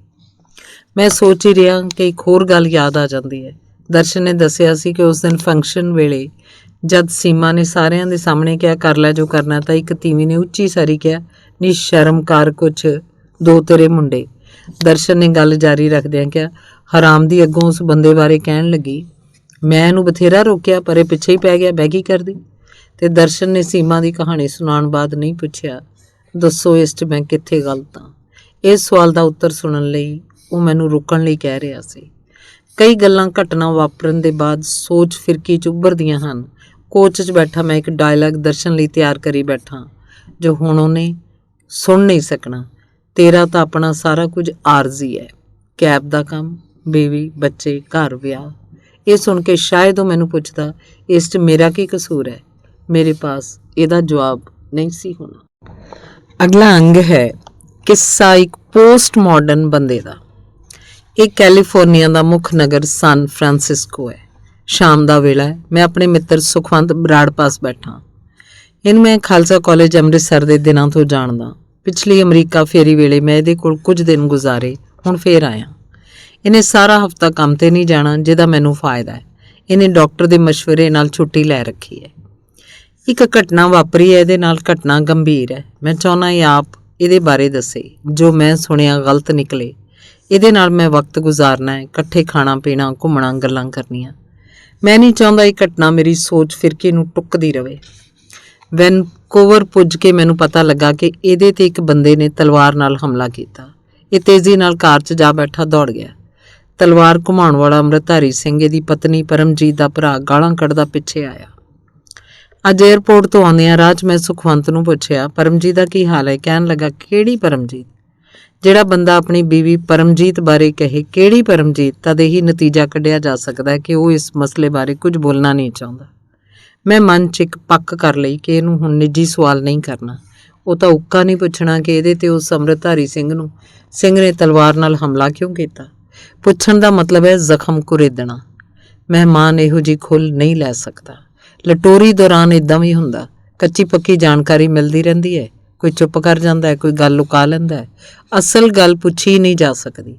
ਗੱਲ ਗੁੱਥੜੀ 'ਚ ਬੰਦ, ਗੱਲ ਦੇ ਨਾਲ ਬੰਦਾ ਵੀ ਗੁੱਥੜੀ 'ਚ ਬੰਦ। ਉੱਪਰ ਵਾਲੀ ਘਟਨਾ ਦਾ ਤਾਲੁਕ ਪਰਮਜੀਤ ਦੀ ਭੈਣ ਨਾਲ ਹੈ, ਜੋ ਨਿਊਯਾਰਕ ਤੋਂ ਕੁਝ ਦਿਨਾਂ ਲਈ ਪਰਮਜੀਤ ਦੇ ਘਰ ਆਈ। ਮੇਰੀ ਜਾਣਕਾਰੀ ਹੈ ਕਿ ਸੁਖਵੰਤ ਨੇ ਪਰਮਜੀਤ ਨਾਲ ਵਿਆਹ ਤਾਂ ਕੀਤਾ, ਪਰ ਪਰਮਜੀਤ ਨੇ ਆਪਣਾ ਘਰ ਨਹੀਂ ਸੀ ਛੱਡਿਆ। ਇਹਦੇ ਨਾਲ ਪੱਕਾ ਨਹੀਂ ਸੀ ਰਹਿੰਦੀ, ਜਿਵੇਂ ਪਤੀ ਪਤਨੀ ਰਹਿੰਦੇ ਹੈ। ਰਸਮੀ ਵਿਆਹ ਕੀਤਾ ਜਾਂ ਉਹੀ ਇਹਨਾਂ ਇਕੱਠੇ ਸਮਾਂ ਗੁਜ਼ਾਰਨ ਦਾ ਫੈਸਲਾ ਕੀਤਾ, ਇਹਦੇ ਬਾਰੇ ਕਿਸੇ ਨੂੰ ਨਹੀਂ ਸੀ ਪਤਾ। ਪਿਛਲੀ ਫੇਰੀ ਵੇਲੇ ਮੇਰੇ ਹੁੰਦਿਆਂ ਪਰਮਜੀਤ ਵੀਕਐਂਡ 'ਤੇ ਆਈ ਤੇ ਸੋਮਵਾਰ ਸਵੇਰੇ ਮੇਰੇ ਉੱਠਣ ਤੋਂ ਪਹਿਲਾਂ ਹੀ ਚਲੀ ਗਈ। ਉਦੋਂ ਸੁਖਵੰਤ ਨੇ ਇਹੀ ਕਿਹਾ ਕਿ ਇਹ ਪਰਮਜੀਤ ਹੈ, ਸੈਕਰਾਮੈਂਟੋ 'ਚ ਰਹਿੰਦੀ ਹੈ। ਮੇਰੇ ਚਿੱਤ 'ਚ ਉਦੋਂ ਕੋਈ ਸਵਾਲ ਨਾ ਪੈਦਾ ਹੋਇਆ। ਜੋ ਕੁਝ ਸੁਖਵੰਤ ਨਾਲ ਵਾਪਰ ਰਿਹਾ ਸੀ ਉਹਦੇ 'ਚ ਮੇਰੀ ਕੋਈ ਦਿਲਚਸਪੀ ਨਹੀਂ ਸੀ, ਨਾ ਹੀ ਉਹਨੇ ਬਹੁਤਾ ਜ਼ਾਹਿਰ ਹੋਣ ਦਿੱਤਾ। 3-4 ਦਿਨ ਰਹਿ ਕੇ ਮੈਂ ਫਲਾਈਟ ਫੜ ਕੇ ਸੁਖਪਾਲ ਕੋਲ ਆਸਟਿਨ ਚਲਾ ਗਿਆ। ਹੁਣ ਇਹਨਾਂ 5 ਸਾਲਾਂ 'ਚ ਕਿੰਨਾ ਕੁਝ ਉਲਟ ਪੁਲਟ ਹੋਇਆ ਦਿਸਦਾ ਹੈ। ਸੁਖਵੰਤ ਹੋਰ ਤਰ੍ਹਾਂ ਦਾ ਹੋ ਗਿਆ। ਮੇਰਾ ਇਹਦੇ ਕੋਲ ਰਹਿਣਾ ਪਹਿਲਾਂ ਵਰਗਾ ਨਹੀਂ ਸੀ ਹੋ ਸਕਦਾ। ਇਸ ਵਾਰ ਮੇਰੇ ਨਾਲ ਹੋਰ ਥਾਵਾਂ 'ਤੇ ਵੀ ਇਦਾਂ ਹੋਇਆ। ਹਰ ਥਾਂ ਸਥਿਤੀ 'ਚ ਢੇਰ ਫਰਕ ਆ ਚੁੱਕਾ ਹੈ। ਜੋ ਮਿੱਤਰ ਪਹਿਲਾਂ ਉਛਲਦੇ ਟਪੂਸੀਆਂ ਮਾਰਦੇ ਸੀ, ਕਦੇ ਪਿਕਨਿਕ ਤੇ ਕਦੇ ਕੈਸੀਨੋ ਲੈ ਕੇ ਗਏ ਸਨ, ਉਹੀ ਹੁਣ ਢਿਲਕ ਮਾਰਨ ਲੱਗ ਪਏ ਨੇ। ਫਰੈਜ਼ਨੋ 'ਚ ਇੱਕ ਡਾਕਟਰ ਮਿੱਤਰ ਮੈਨੂੰ ਕਾਰ 'ਚ ਬਿਠਾ ਲਾਸ ਵੇਗਾਸ ਲੈ ਗਿਆ। ਰਾਤ ਭਰ ਉਹ ਜੂਆ ਖੇਡਦਾ ਰਿਹਾ, ਮੈਂ ਕੈਸੀਨੋ ਦੀਆਂ ਮਸ਼ੀਨਾਂ 'ਚ ਸਿੱਕੇ ਪਾਉਂਦਾ ਰਿਹਾ। ਇਹ ਆਪਣੀ ਕਿਸਮ ਦਾ ਮੁਸ਼ਟੰਡਾ ਅਯਾਸ਼ ਸੰਸਾਰ ਸੀ। ਪਤਾ ਨਾ ਲੱਗਾ ਰਾਤ ਵੀ ਗੁਜ਼ਰ ਗਈ। ਹੁਣ ਉਹੀ ਡਾਕਟਰ ਮਿੱਤਰ ਜ਼ਖਮੀ ਦਿਲ ਲਈ ਬੈਠਾ, ਬਾਈਪਾਸ ਕਰਵਾ ਕੇ। ਇੱਦਾਂ ਹੀ ਆਪਣੀ ਇੱਕ ਪੁਰਾਣੀ ਸਖੀ ਸਹੇਲੀ ਸੀ ਜਿਹੜੀ ਦਿੱਲੀ ਕਾਲਜ 'ਚ ਮੇਰੇ ਨਾਲ ਅੰਗਰੇਜ਼ੀ ਪੜ੍ਹਾਉਂਦੀ ਤੇ ਅਚਾਨਕ ਵਿਆਹ ਕਰਵਾ ਕੇ ਅਮਰੀਕਾ ਆ ਗਈ ਸੀ। ਉਹਦੀ ਵੱਡੀ ਭੈਣ ਨੇ ਮੈਨੂੰ ਇਹਦਾ ਫ਼ੋਨ ਨੰਬਰ ਦਿੱਤਾ ਸੀ। ਮੈਂ ਉਹਨੂੰ ਮਿਲਿਆ ਤਾਂ ਉਹਨੇ ਕਈ ਹੋਰਾਂ ਨੂੰ ਬੁਲਾ ਕੇ ਵੱਡੀ ਸਾਰੀ ਪਾਰਟੀ ਕੀਤੀ। ਉਦੋਂ ਉਹਨੇ ਘਰ ਵਿੱਚ ਬਿਊਟੀ ਪਾਰਲਰ ਖੋਲ੍ਹ ਰੱਖਿਆ ਸੀ। ਬੜੇ ਇਤਫਾਕ ਨਾਲ ਮਿਲੀ। ਉਹਦਾ ਪਤੀ ਟਰੱਕ ਚਲਾਉਂਦਾ ਤੁਰਿਆ ਰਹਿੰਦਾ। ਹੁਣ ਮੈਂ ਫ਼ੋਨ ਕੀਤਾ, ਪਤਾ ਲੱਗਾ ਉਹ ਪਤੀ ਦੇ ਨਾਲ ਘਰ ਵੀ ਛੱਡ ਗਈ ਹੈ। ਕਿਸੇ ਹੋਰ ਤੋਂ ਪਤਾ ਲੱਗਾ ਉਹ 300 ਮੀਲ ਦੂਰ ਇੱਕ ਥਾਂ 'ਤੇ ਇਕੱਲੀ ਰਹਿੰਦੀ ਹੈ ਤੇ ਬਿਊਟੀ ਪਾਰਲਰ ਦੇ ਨਾਲ ਉਹਨੇ ਫਿਜ਼ੀਓਥੈਰੇਪੀ ਦਾ ਕੰਮ ਵੀ ਸ਼ੁਰੂ ਕਰ ਲਿਆ। ਜਿਹਨੇ ਇਹ ਦੱਸਿਆ, ਨਾਲ ਉਹਨੇ ਇਹ ਕਿਹਾ ਕਿ ਉਹਨੂੰ ਫ਼ੋਨ ਕਰਨ ਦਾ ਕੋਈ ਫਾਇਦਾ ਨਹੀਂ। ਕਿਉਂ ਫਾਇਦਾ ਨਹੀਂ? ਮੈਂ ਪਿਛਲੀ ਵਾਰ ਉਸ ਸਖੀ ਸਹੇਲੀ ਦੀ ਮਹਿਮਾਨ ਨਵਾਜੀ ਨੂੰ ਧਿਆਨ 'ਚ ਰੱਖ ਕੇ ਹੈਰਾਨ ਹੋ ਰਿਹਾ ਸੀ। ਜਵਾਬ ਮਿਲਿਆ ਕਿ ਪਤੀ ਨਾਲ ਨਾਤਾ ਤੋੜ ਕੇ ਉਹ ਇੰਨੀ ਫਰਸਟ੍ਰੇਟ ਹੋ ਚੁੱਕੀ ਹੈ ਕਿ ਆਪਣੇ ਇੰਡੀਅਨਾਂ 'ਚੋਂ ਕਿਸੇ ਨੂੰ ਨਹੀਂ ਮਿਲਦੀ। ਇੱਧਰ ਆਪਣਾ ਇਹ ਸੁਖਵੰਤ ਜਿਹਦੇ ਆਸਰੇ ਮੈਂ ਵੈਨਕੂਵਰ ਤੋਂ ਕੈਲੀਫੋਰਨੀਆ ਨੂੰ ਚੱਲਿਆ ਮੁੱਦਾ ਹੋਇਆ ਪਿਆ। ਜ਼ਾਹਿਰ ਹੈ ਤਲਵਾਰ ਵਾਲੀ ਘਟਨਾ ਨੇ ਤੇ ਗਹਿਰਾ ਅਸਰ ਕੀਤਾ ਹੈ। ਉਹ ਗੱਲ ਕਰਨ ਲਈ ਤਿਆਰ ਹੋਏ ਤਾਂ ਪਤਾ ਲੱਗਾ ਕਿ ਅਸਲੀਅਤ ਕੀ ਹੈ। ਮੈਂ ਕਿਆਸ ਹੀ ਕਰ ਸਕਦਾ। ਸੁਖਪਾਲ ਹੀ ਮੇਰਾ ਮੁਖਬਰ ਹੈ। ਸੁਖਵੰਤ ਨੂੰ ਨੰਗਿਆਂ ਕਰਕੇ ਸੁਖਪਾਲ ਸਵਾਦ ਲੈਂਦਾ। ਇਹਦਾ ਮੈਨੂੰ ਪਿਛਲੀ ਵਾਰ ਪਤਾ ਲੱਗ ਚੁੱਕਾ ਸੀ। ਉਹਨੇ ਉਦੋਂ ਇਹਦੀਆਂ ਕਰਤੂਤਾਂ ਦੇ ਖਿਲਾਫ ਲੰਮਾ ਤਵਾ ਲਾਇਆ ਸੀ। ਸਭ ਤੋਂ ਵੱਧ ਨਿੰਦਾ ਵਾਲੀ ਗੱਲ ਇਹ ਸੀ ਕਿ ਜਿਸ ਮਾਸੀ ਪਾਸ ਸੁਖਵੰਤ ਅਮਰੀਕਾ ਆ ਕੇ ਰਿਹਾ, ਉਸੇ ਮਾਸੀ ਦੀ ਧੀ ਨੂੰ ਖਰਾਬ ਕੀਤਾ। ਇੰਡੀਅਨਾਂ ਨੂੰ ਵੈਸੇ ਵੀ ਆਦਤ ਹੈ, ਜੇ ਕਿਸੇ ਦੀ ਮਿੱਟੀ ਰੋਲਣੀ ਹੋਵੇ ਤਾਂ ਸੈਕਸ ਨਾਲ ਜੁੜੀ ਗੱਲ ਨੂੰ ਮਸਾਲਾ ਲਾ ਕੇ ਸੁਣਾਉਣਗੇ। ਉਦੋਂ ਮੇਰੇ ਲਈ ਘੁੰਡੀ ਇਹ ਬਣੀ ਪਈ ਸੀ ਕਿ ਸੁਖਪਾਲ ਆਪਣੇ ਪੁਰਾਣੇ ਮਿੱਤਰ ਦੇ ਇੰਨਾ ਖਿਲਾਫ ਕਿਉਂ ਹੋ ਚੁੱਕਾ ਸੀ। ਵੈਨਕੂਵਰ ਤੋਂ ਚੱਲਣ ਲੱਗੇ ਮੈਂ ਸੁਖਵੰਤ ਨਾਲ ਵਾਪਰੀ ਘਟਨਾ ਦੀ ਬਣਤ ਬਣਾਉਂਦਾ ਰਿਹਾ। ਦੋ ਗੱਲਾਂ ਦਾ ਮੇਰੀ ਫਿਰਕੀ ਤੇ ਬੋਝ ਸੀ। ਇੱਕ ਸੁਖਵੰਤ ਦੀ ਸ਼ਿਕਾਰੀ ਨਜ਼ਰ, ਦੂਜਾ ਪਰਮਜੀਤ ਦੀ ਭੈਣ ਦੀ ਇਕੱਲਤਾ ਤੇ ਹੁਣੇ ਜੇ ਹੋਇਆ ਡਿਵੋਰਸ। ਸੁਖਪਾਲ ਨੇ ਫੋਨ ਤੇ ਨਹੀਂ ਕਿਹਾ ਕਿ ਇਹ ਤੇਰਾ ਯਾਰ ਉਸ ਡਿਵੋਰਸੀ ਨੂੰ ਪੈ ਗਿਆ। ਸੁਖਪਾਲ ਨੇ ਘਟਨਾ ਬਾਰੇ ਜਿੰਨੀ ਗੱਲ ਦੱਸੀ ਉਹ ਅਧੂਰੀ ਸੀ। ਮੇਰੀ ਫਿਰਕੀ ਇਸ ਘਟਨਾ ਤੇ ਕੰਮ ਕਰਨ ਲੱਗੀ। ਕਈ ਕਲਪ ਇਸ ਘਟਨਾ ਨੂੰ ਬਣਾਉਣ ਸਵਾਰਨ ਲੱਗੇ। ਬਿਰਤਾਂਤ ਦੀ ਬਣਤ ਤਿਆਰ ਹੋਣ ਲੱਗੀ। ਸੰਖੇਪ 'ਚ ਗੱਲ ਇੱਦਾਂ ਤਿਆਰ ਹੋਈ। ਸੁਖਵੰਤ ਦੀ ਨਜ਼ਰ ਉਸ ਡਿਵੋਰਸੀ ਭੈਣ ਤੋਂ ਹਟਦੀ ਨਹੀਂ ਹੋਏਗੀ। ਕਈ ਮਰਦ ਤਾਕ 'ਚ ਰਹਿੰਦੇ ਹੈ, ਜਿਵੇਂ ਪ੍ਰਾਪਰਟੀ ਡੀਲਰ ਖਾਲੀ ਵਿਕਾਊ ਮਕਾਨ ਤੇ ਨਜ਼ਰ ਰੱਖਦੇ ਹੈ। ਸੁਖਵੰਤ ਆਪਣੀ ਸਾਰੀ ਨਫਾਸਤ ਇਸ ਕੰਮ ਲਈ ਵਰਤਣ ਲੱਗ ਪਿਆ ਹੋਏਗਾ। ਹਰ ਦੇਸ਼ 'ਚ ਮਰਦ ਔਰਤ ਬਾਰੇ ਇਹੀ ਸੋਚਦੇ ਨੇ ਜਿਵੇਂ ਉਹ ਸੈਕਸ ਪਿੱਟੀਆਂ ਹੋਣ, ਹਰ ਪਲ ਮਰਦਾਂ ਦੀ ਉਡੀਕ ਕਰ ਰਹੀਆਂ ਹੋਣ। ਸੁਖਵੰਤ ਦੀ ਸ਼ਿਕਾਰੀ ਫਿਤਰਤ ਦਾ ਮੈਨੂੰ ਪਿਛਲੀ ਵਾਰ ਪਤਾ ਲੱਗਾ ਜਦ ਇਹਨੇ ਪਹਿਲੀ ਸ਼ਾਮ ਹੀ ਆਪਣੀਆਂ ਜਿੱਤੀਆਂ ਟਰਾਫੀਆਂ ਦਾ ਜ਼ਿਕਰ ਕੀਤਾ। ਉਹ ਔਰਤ ਮਰਦ ਦੇ ਮੇਲ ਨੂੰ ਇਦਾਂ ਪੇਸ਼ ਕਰ ਰਿਹਾ ਸੀ ਜਿਵੇਂ ਕੋਈ ਬਹੁਤ ਵੱਡਾ ਮਾਰਕਾ ਮਾਰਿਆ ਹੋਵੇ। ਇਦਾਂ ਦੀਆਂ ਗੱਲਾਂ ਕਰਨ ਦੀ ਉਹਦੀ ਤਲਬ ਨੂੰ ਦੇਖ ਕੇ ਲੱਗਦਾ ਜਿਵੇਂ ਕੋਈ ਜ਼ਹਿਨੀ ਖਾਈ ਨੂੰ ਪੁਰ ਕਰਨ ਦਾ ਬਹਾਨਾ ਲੱਭ ਰਿਹਾ, ਖਾਲੀ ਕਟੋਰਾ ਭਰੇ ਜਾਣ ਲਈ ਤੜਪ ਰਿਹਾ ਸੀ। ਇਹਨਾਂ ਮੁਲਕਾਂ 'ਚ ਬਹੁਤ ਘੱਟ ਹੁੰਦਾ ਕਿਸੇ ਕੋਲ ਗੱਲਾਂ ਲਈ ਵਕਤ ਹੋਵੇ। ਸੁਖਵੰਤ ਕੋਲ ਵੀ ਸ਼ਾਇਦ ਇੰਨਾ ਵਕਤ ਨਹੀਂ ਸੀ, ਪਰ ਕਾਰ 'ਚ ਮੈਨੂੰ ਨਾਲ ਬਿਠਾਉਂਦਿਆਂ ਉਹ ਸੇਜ ਸਾਂਝ ਦਾ ਕੋਈ ਕਿੱਸਾ ਛੇੜ ਦਿੰਦਾ। ਕਿੱਸਾ ਸੁਣਾਉਂਦਿਆਂ ਮੇਰੇ ਵੱਲ ਵੇਖੀ ਵੀ ਜਾਂਦਾ। ਮੇਰੇ ਤੇ ਇਹਦਾ ਅਸਰ ਹੋਣ ਲੱਗਦਾ। ਇੱਕ ਵਾਰ ਉਹਨੇ ਅਜਿਹੀ ਤਫਸੀਲ ਦੱਸੀ ਜੋ ਦੂਜੇ ਨਾਲ ਸਾਂਝੀ ਨਹੀਂ ਕੀਤੀ ਜਾਂਦੀ। ਜ਼ਿੰਦਗੀ 'ਚ ਕਿੰਨਾ ਕੁਝ ਐਸਾ ਵਾਪਰਦਾ ਹੈ ਕਿ ਬੰਦਾ ਚਾਹੁੰਦਾ ਕੁਝੇ 'ਚ ਬੰਦ ਰਵੇ। ਕੋਈ ਵੀ ਬੰਦਾ ਐਸਾ ਨਹੀਂ ਜੋ ਆਪਣਾ ਹਰ ਚੰਗਾ ਮੰਦਾ ਨਸ਼ਰ ਕਰਨ ਦਾ ਇੱਛੁਕ ਹੋਵੇ। ਤਦ ਹੀ ਗੱਲ ਨੂੰ ਘੁਮਾ ਕੇ ਪੇਸ਼ ਕਰਦਾ ਹੈ ਤਾਂ ਜੋ ਮੰਦੀ ਗੱਲ ਤੇ ਧੱਬੇ ਧੋਤੇ ਜਾਣ। ਸੁਖਵੰਤ ਦੀਆਂ ਗੱਲਾਂ 'ਚ ਮੈਂ ਇੱਕ ਪੈਟਰਨ ਦੇਖਿਆ। ਪੈਟਰਨ ਇਹ ਕਿ ਔਰਤ ਹੀ ਉਹਦੇ ਪਿੱਛੇ ਪੈ ਜਾਂਦੀ ਹੈ। ਉਹਦਾ ਡਾਇਲੌਗ ਸੁਣੋ। ਫਿਰ ਉਹ ਕਹਿਣ ਲੱਗੀ, ਮੈਂ ਤੇਰੇ ਨਾਲ ਸੌਣਾ। ਇਹ ਫਿਕਰ ਉਹਨੇ ਦੋ ਕਿੱਸਿਆਂ ਵੇਲੇ ਵਰਤਿਆ। ਇਹਨੂੰ ਪੂਰਾ ਉਹਨੇ ਇੱਦਾਂ ਕੀਤਾ। ਮੈਂ ਕਿਹਾ, ਪਰ ਮੈਂ ਤੇਰੇ ਨਾਲ ਸੌਣਾ ਨਹੀਂ ਚਾਹੁੰਦਾ। ਪੁੱਛਣ ਲੱਗੀ ਕਿਉਂ? ਮੈਂ ਕਿਹਾ ਤੇ ਮੇਰਾ ਸਟੈਂਡਰਡ ਇੰਨਾ ਲੋ ਨਹੀਂ। ਇਹ ਸਭ ਪੁਰਾਣੀਆਂ ਗੱਲਾਂ ਜਦ ਸੁਖਵੰਤ ਆਪਣੇ ਆਪ 'ਚ ਹੁੰਦਾ ਸੀ, ਯਾਨੀ ਕਿ ਜਦੋਂ ਹੁਣ ਵਾਂਗ ਟੁੱਟਾ ਹੋਇਆ ਨਹੀਂ ਸੀ, ਜਦ ਹੁਣ ਵਾਂਗ ਕਿੰਨਾ ਕੁਝ ਉਲਟ ਪੁਲਟ ਨਹੀਂ ਸੀ। ਉਦੋਂ 5 ਸਾਲ ਪਹਿਲਾਂ ਉਹ ਤੇ ਮੈਂ ਸ਼ਾਮ ਨੂੰ ਡਾਈਨਿੰਗ ਟੇਬਲ ਤੇ ਬੈਠ ਜਾਂਦੇ। ਉਹ ਆਪਣੇ ਲਈ ਵਾਈਨ ਤੇ ਮੇਰੇ ਲਈ ਸਕਾਚ ਦੀ ਬੋਤਲ ਖੋਲ੍ਹਦਾ। ਗੱਲ ਕਿਤੋਂ ਵੀ ਸ਼ੁਰੂ ਹੁੰਦੀ ਔਰਤ ਤੇ ਆ ਜਾਂਦੀ। ਜਿਵੇਂ ਗੱਲ ਨੂੰ ਬੌਧਿਕ ਬਣਾ ਕੇ ਫਿਰਕੀ 'ਚ ਜੜਨ ਦੀ ਮੇਰੀ ਆਦਤ ਹੈ, ਮੈਂ ਇਹ ਵਿਚਾਰ ਫਿਰਕੀ 'ਚ ਜਮ੍ਹਾਂ ਕੀਤਾ ਕਿ ਸੁਖਵੰਤ ਜ਼ਿੰਦਗੀ 'ਚ ਪਿੱਛੇ ਰਹਿ ਗਿਆ। ਉਹਨੂੰ ਆਪਣੇ ਅੰਦਰ ਕੋਈ ਤੋਟ ਤੰਗ ਕਰ ਰਹੀ ਹੈ। ਬੰਦਾ ਹਰ ਹਰਕਤ ਲਈ ਆਪਣਾ ਤਰਕ ਸਿਰਜ ਲੈਂਦਾ। ਸੁਖਵੰਤ ਪਾਸ ਇਹੀ ਇੱਕ ਦਲੀਲ ਸੀ ਕਿ ਜੇ ਤੈਨੂੰ ਕੋਈ ਖੂਬਸੂਰਤ ਔਰਤ ਮਿਲੇ ਤਾਂ ਉਹ ਗੱਲ ਇਹ ਕਹਿ ਕੇ ਮੁੱਕਦੀ ਕਰਦਾ ਕਿ ਸਾਰੇ ਮਰਦ ਔਰਤ ਦੇ ਪਿੰਡੇ ਦੇ ਭੁੱਖੇ ਹੁੰਦੇ ਆ। ਇਸ ਗੱਲ ਨੂੰ ਉਹ ਇੱਕ ਹੋਰ ਬਿਆਨ ਦੇ ਕੇ ਗੂੜਾ ਕਰ ਦਿੰਦਾ। ਜਿਨ੍ਹਾਂ ਨੂੰ ਮੌਕਾ ਨਹੀਂ ਮਿਲਦਾ ਉਹ ਦੂਜੇ 'ਚ ਕੀੜੇ ਕੱਢਦੇ ਆ। ਉਹ ਔਰਤ ਮਰਦ ਦੇ ਰਿਸ਼ਤੇ 'ਚ ਕਿਸੇ ਤਰ੍ਹਾਂ ਦੀ ਨੈਤਿਕਤਾ ਨੂੰ ਨਹੀਂ ਸੀ ਮੰਨਦਾ। ਕਹਿੰਦਾ ਇਹਦੇ 'ਚ ਮੋਰੈਲਿਟੀ ਕਿੱਥੋਂ ਆ ਗਈ? ਬਹਿਸ ਕਰਦਾ ਮੈਂ ਹੀ ਚੁੱਪ ਹੋ ਜਾਂਦਾ। ਜਿਵੇਂ ਕਿਹਾ ਮਹਿਮਾਨ ਨੂੰ ਪੰਗਾ ਲੈਣਾ ਨਹੀਂ ਚਾਹੀਦਾ, ਮੈਂ ਇੱਦਾਂ ਹੀ ਕਰਦਾ, ਗੱਲ ਨੂੰ ਜ਼ਿਆਦਾ ਨਾ ਖਿੱਚਦਾ। ਉਦੋਂ ਮੇਰੀ ਫਿਰਕੀ 'ਚ ਇਹੀ ਵਿਚਾਰ ਜਮ੍ਹਾਂ ਹੋ ਗਿਆ ਕਿ ਬਹੁਤੇ ਕਿਸੇ ਬੰਦਾ ਆਪ ਘੜਦਾ। ਫਿਰਕੀ ਬੋਲਦੀ, ਇਹ ਬੰਦਾ ਬਕਵਾਸ ਕਰ ਰਿਹਾ। ਇਹਨੇ ਈਰਾ ਸ਼੍ਰੀਵਾਸਤਵ ਨਾਲ ਆਪਣੇ ਸੰਬੰਧਾਂ ਦਾ ਕਿੱਸਾ ਸੁਣਾਇਆ। ਮੈਂ ਇਹਦੇ ਕਿੱਸਿਆਂ 'ਚ ਇੱਕ ਹੋਰ ਪੈਟਰਨ ਨੋਟ ਕੀਤਾ।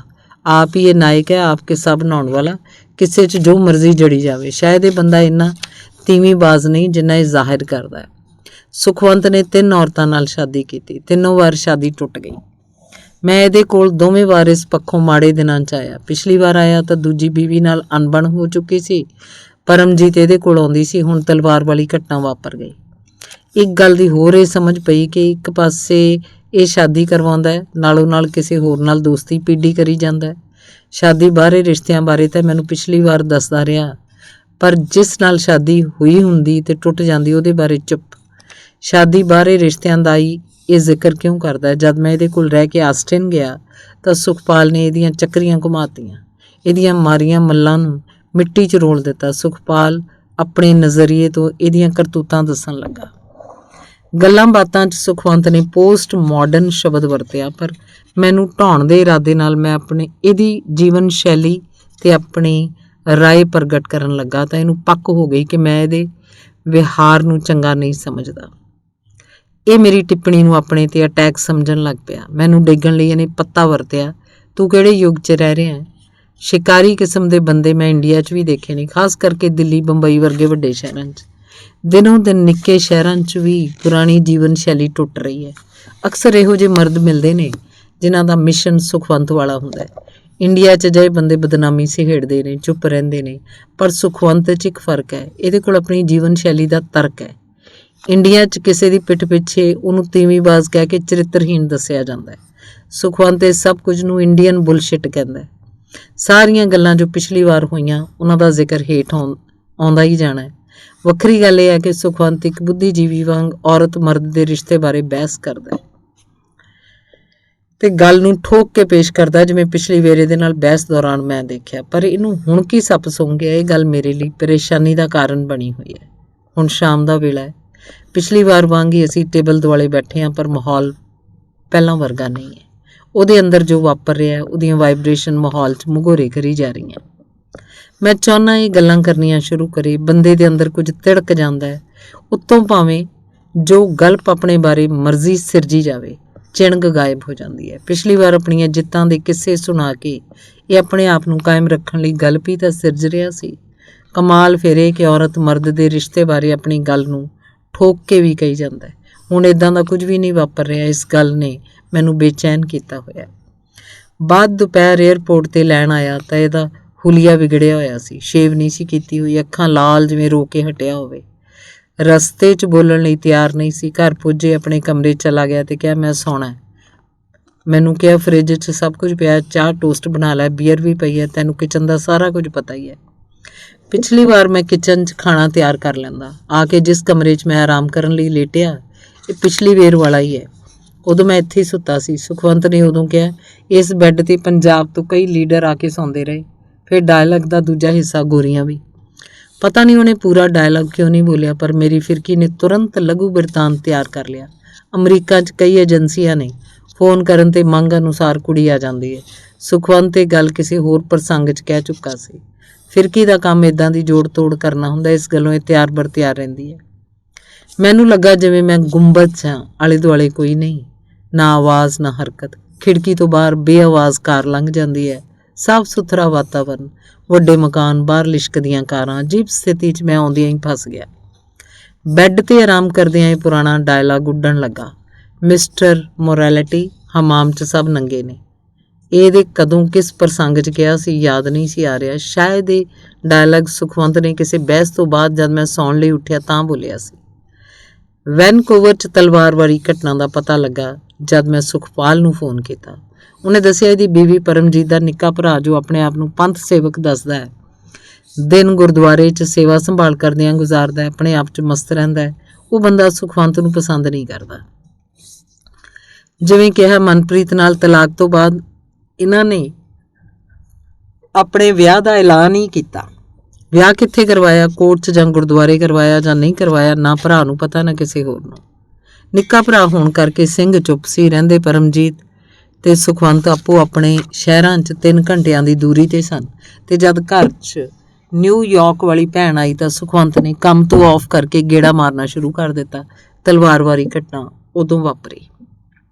ਮੈਂ ਸੁਖਪਾਲ ਨੂੰ ਪੁੱਛਣਾ ਚਾਹੁੰਦਾ ਸੀ ਕਿ ਉਹਨੂੰ ਇੰਨਾ ਕੁਝ ਦਾ ਪਤਾ ਕਿਵੇਂ ਲੱਗਾ, ਪਰ ਪੁੱਛਣਾ ਭੁੱਲ ਗਿਆ। ਫੋਨ 'ਤੇ ਗੱਲ ਭੁੱਲ ਜਾਂਦੀ ਹੈ, ਬਾਅਦ 'ਚ ਕਿੰਨਾ ਕੁਝ ਯਾਦ ਆਉਂਦਾ ਹੈ।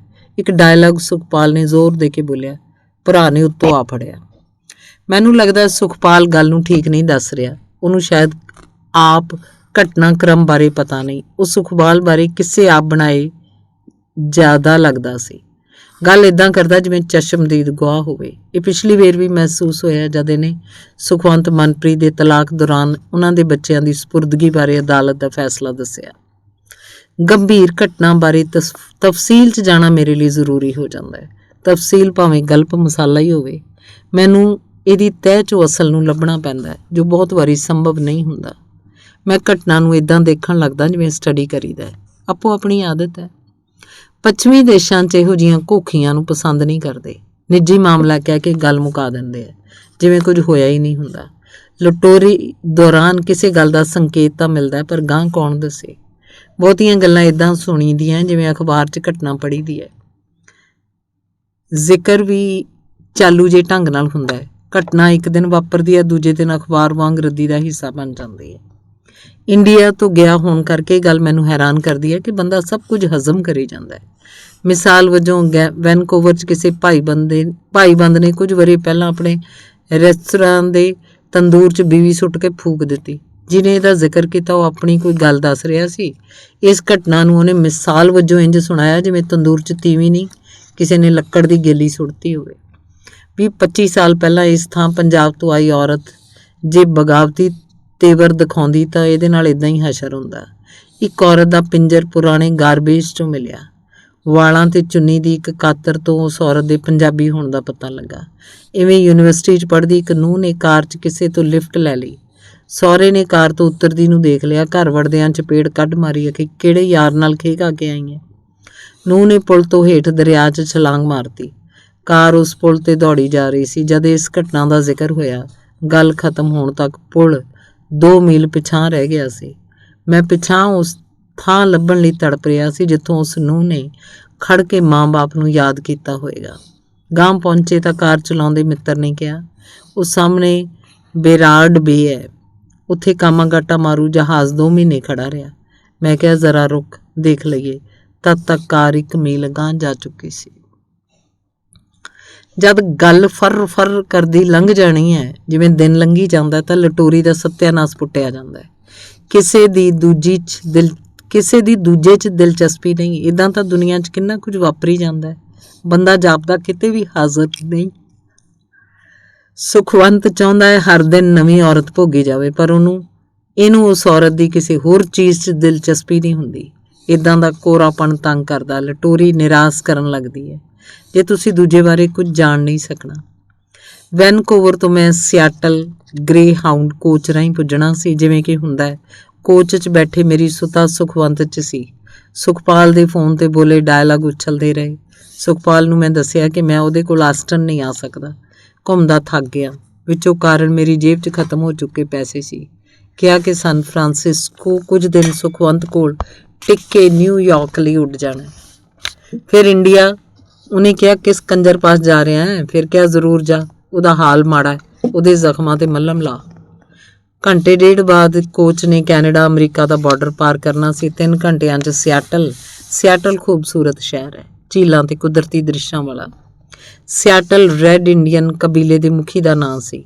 ਇਹ ਕਬੀਲਾ ਇਸ ਧਰਤੀ ਨਾਲ ਹਜ਼ਾਰਾਂ ਸਾਲਾਂ ਤੋਂ ਇੱਕ ਮਿਕ ਸੀ। ਗੋਰਿਆਂ ਨੇ ਇਹਨੂੰ ਖਦੇੜ ਦਿੱਤਾ। ਕੋਚ 'ਚ ਸਫ਼ਰ ਕਰਦਿਆਂ ਇੱਦਾਂ ਦੀਆਂ ਗੱਲਾਂ ਅਕਸਰ ਫਿਰਕੀ ਨਾਲ ਟਕਰਾਉਂਦੀਆਂ ਨੇ, ਪਰ ਹੁਣ ਧਿਆਨ ਸੁਖਵੰਤ ਨਾਲ ਵਾਪਰੀ ਘਟਨਾ 'ਚ ਸੀ। ਮੈਂ ਵੈਨਕੂਵਰ, ਸਿਆਟਲ, ਪੋਰਟਲੈਂਡ, ਸੈਕਰਾਮੈਂਟੋ ਦੇ ਸੜਕ ਮਾਰਗ ਤੇ ਗੁਜ਼ਰਦਿਆਂ ਸਨ ਫਰਾਂਸਿਸਕੋ ਪੁੱਜਾ। ਇਹ ਉਹ ਧਰਤੀ ਹੈ ਜਿੱਥੇ 20ਵੀਂ ਸਦੀ ਦੇ ਪਹਿਲੇ 3 ਦਹਾਕੇ ਆਪਣੇ ਪੰਜਾਬ ਤੋਂ ਥੋੜ੍ਹੇ ਟੁੱਟੇ ਲੋਕ ਕਮਾਈਆਂ ਕਰਨ ਪੁੱਜੇ। ਮਿੱਲਾਂ 'ਚ ਮਜ਼ਦੂਰੀ ਕਰਦੇ ਰਹੇ। ਉਹਨਾਂ ਨੇ ਇਸ ਧਰਤੀ ਤੋਂ ਹੀ ਗਦਰ ਦਾ ਐਲਾਨ ਕੀਤਾ। ਹੁਣ ਉਹ ਵਕਤ ਨਹੀਂ ਰਹੇ, ਨਾ ਬੰਦੇ ਉਹੋ ਜਿਹੇ ਰਹੇ। ਉਹਨਾਂ ਦਾ ਬਿਰਤਾਂਤ ਬਾਕੀ ਹੈ। ਜਿਵੇਂ ਹੁਣ ਸੁਖਪਾਲ ਤੇ ਉਹਦੇ ਨਾਲ ਜੋ ਵਾਪਰਦਾ ਹੈ ਜਾਂ ਜੋ ਕਰ ਰਿਹਾ, ਉਹਦਾ ਬਿਰਤਾਂਤ ਹੀ ਬਚਿਆ ਰਹਿਣਾ। ਗ੍ਰੇ ਹਾਊਂਡ ਕੋਚ ਇਸ ਗਦਰਲੈਂਡ 'ਚੋਂ ਗੁਜ਼ਰਦਾ ਰਿਹਾ। 1.5 ਦਿਨ ਮੈਂ ਬਾਹਰ ਦੂਰ ਦੇਖਦਾ, ਕਲਪ ਕਰਦਾ ਕਿ ਇਹਨਾਂ ਰਾਹਾਂ ਤੇ ਆਪਣੇ ਬੰਦੇ ਆਉਂਦੇ ਜਾਂਦੇ ਹੋਣਗੇ।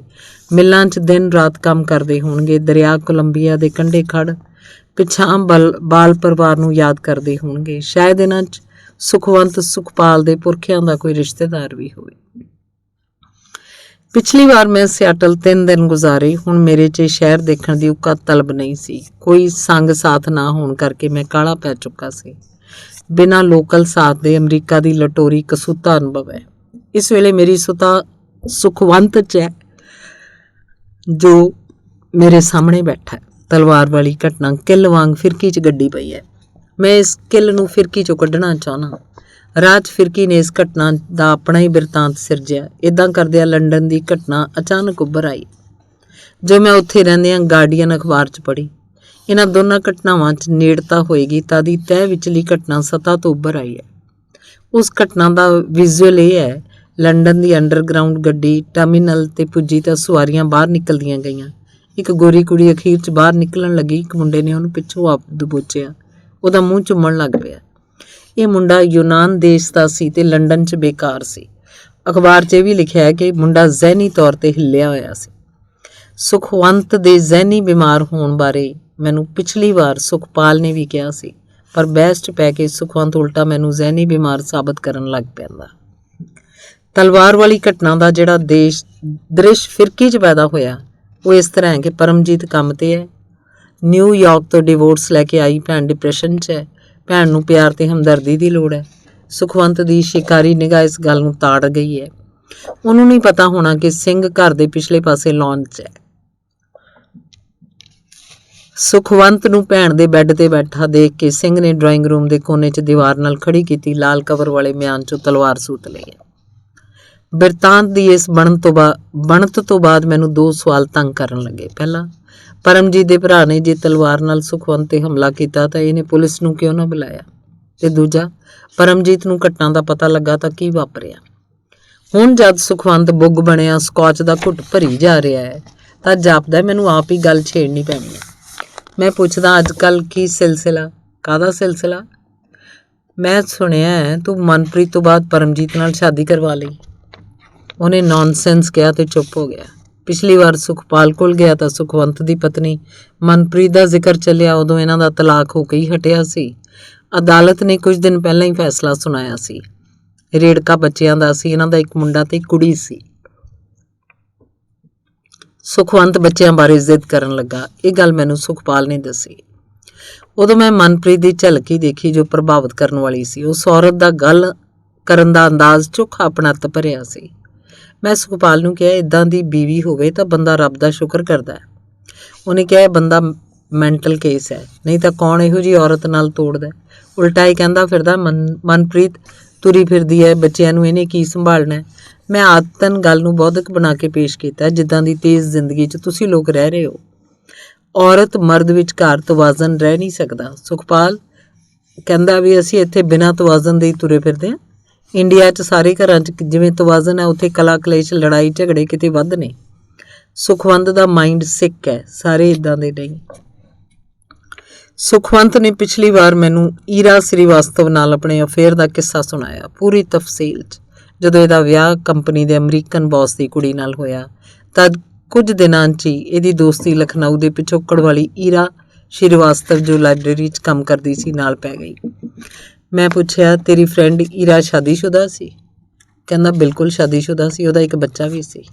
ਮੈਨੂੰ ਹੈਰਾਨ ਹੋਇਆ ਵੇਖ ਕੇ ਬੋਲਿਆ, ਘਰਾਂ 'ਚ ਹਰੇਕ ਦੇ ਕਿਚਨ ਹੁੰਦਾ ਹੈ, ਰੋਟੀ ਖਾਣ ਲਈ ਲੋਕ ਫਿਰ ਵੀ ਰੈਸਟੋਰੈਂਟ 'ਚ ਜਾਂਦੇ ਨੇ, ਕਿਉਂ? ਈਰਾ ਕਹਿੰਦੀ, ਸ੍ਰੀਵਾਸਤਵ ਮੇਰੇ ਲਈ ਡਿਸ਼ ਸੀ। ਮੈਂ ਗੋਰੀ ਨਾਲ ਸ਼ਾਦੀ ਕਰਵਾ ਕੇ ਪਛਤਾ ਰਿਹਾ ਸੀ। ਮੈਂ ਵੀ ਈਰਾ ਲਈ ਫੇਵਰੇਟ ਡਿਸ਼ ਹੋਵਾਂਗਾ। ਮੈਂ ਕਿਹਾ, ਇੱਦਾਂ ਤਾਂ ਸਾਰੇ ਪਾਸੇ ਖਲਲ ਮਚ ਜਾਏਗਾ। ਕਹਿੰਦਾ, ਜਿਵੇਂ ਪਹਿਲਾਂ ਖਲਲ ਮਚਿਆ ਹੋਇਆ ਨਹੀਂ, ਇਹ ਹੋਰ ਤਰ੍ਹਾਂ ਦਾ ਖਲਲ ਹੈ, ਪੋਸਟ ਮਾਡਰਨ ਯੁੱਗ ਵਾਲਾ ਖਲਲ। ਕਈ ਦਲੀਲਾਂ ਬਿਲਕੁਲ ਨਿੱਜੀ ਹੁੰਦੀਆਂ। ਸੁਖਵੰਤ ਨੇ ਕਿਹਾ ਕਿ ਅਮਰੀਕਾ 'ਚ ਹਰ ਚੀਜ਼ ਦੀ ਬਹੁਲਤ ਹੈ, ਸੈਕਸ ਦੀ ਥੁੜ ਕਿਵੇਂ ਹੋ ਸਕਦੀ ਹੈ? ਪਿਛਲੀ ਵੇਰ ਦੀਆਂ ਬਹਿਸਾਂ ਦੌਰਾਨ ਇਹਨੇ 2-3 ਵਾਰ ਕਿਹਾ ਇਹ ਪੋਸਟ ਮਾਡਰਨ ਯੁੱਗ ਹੈ।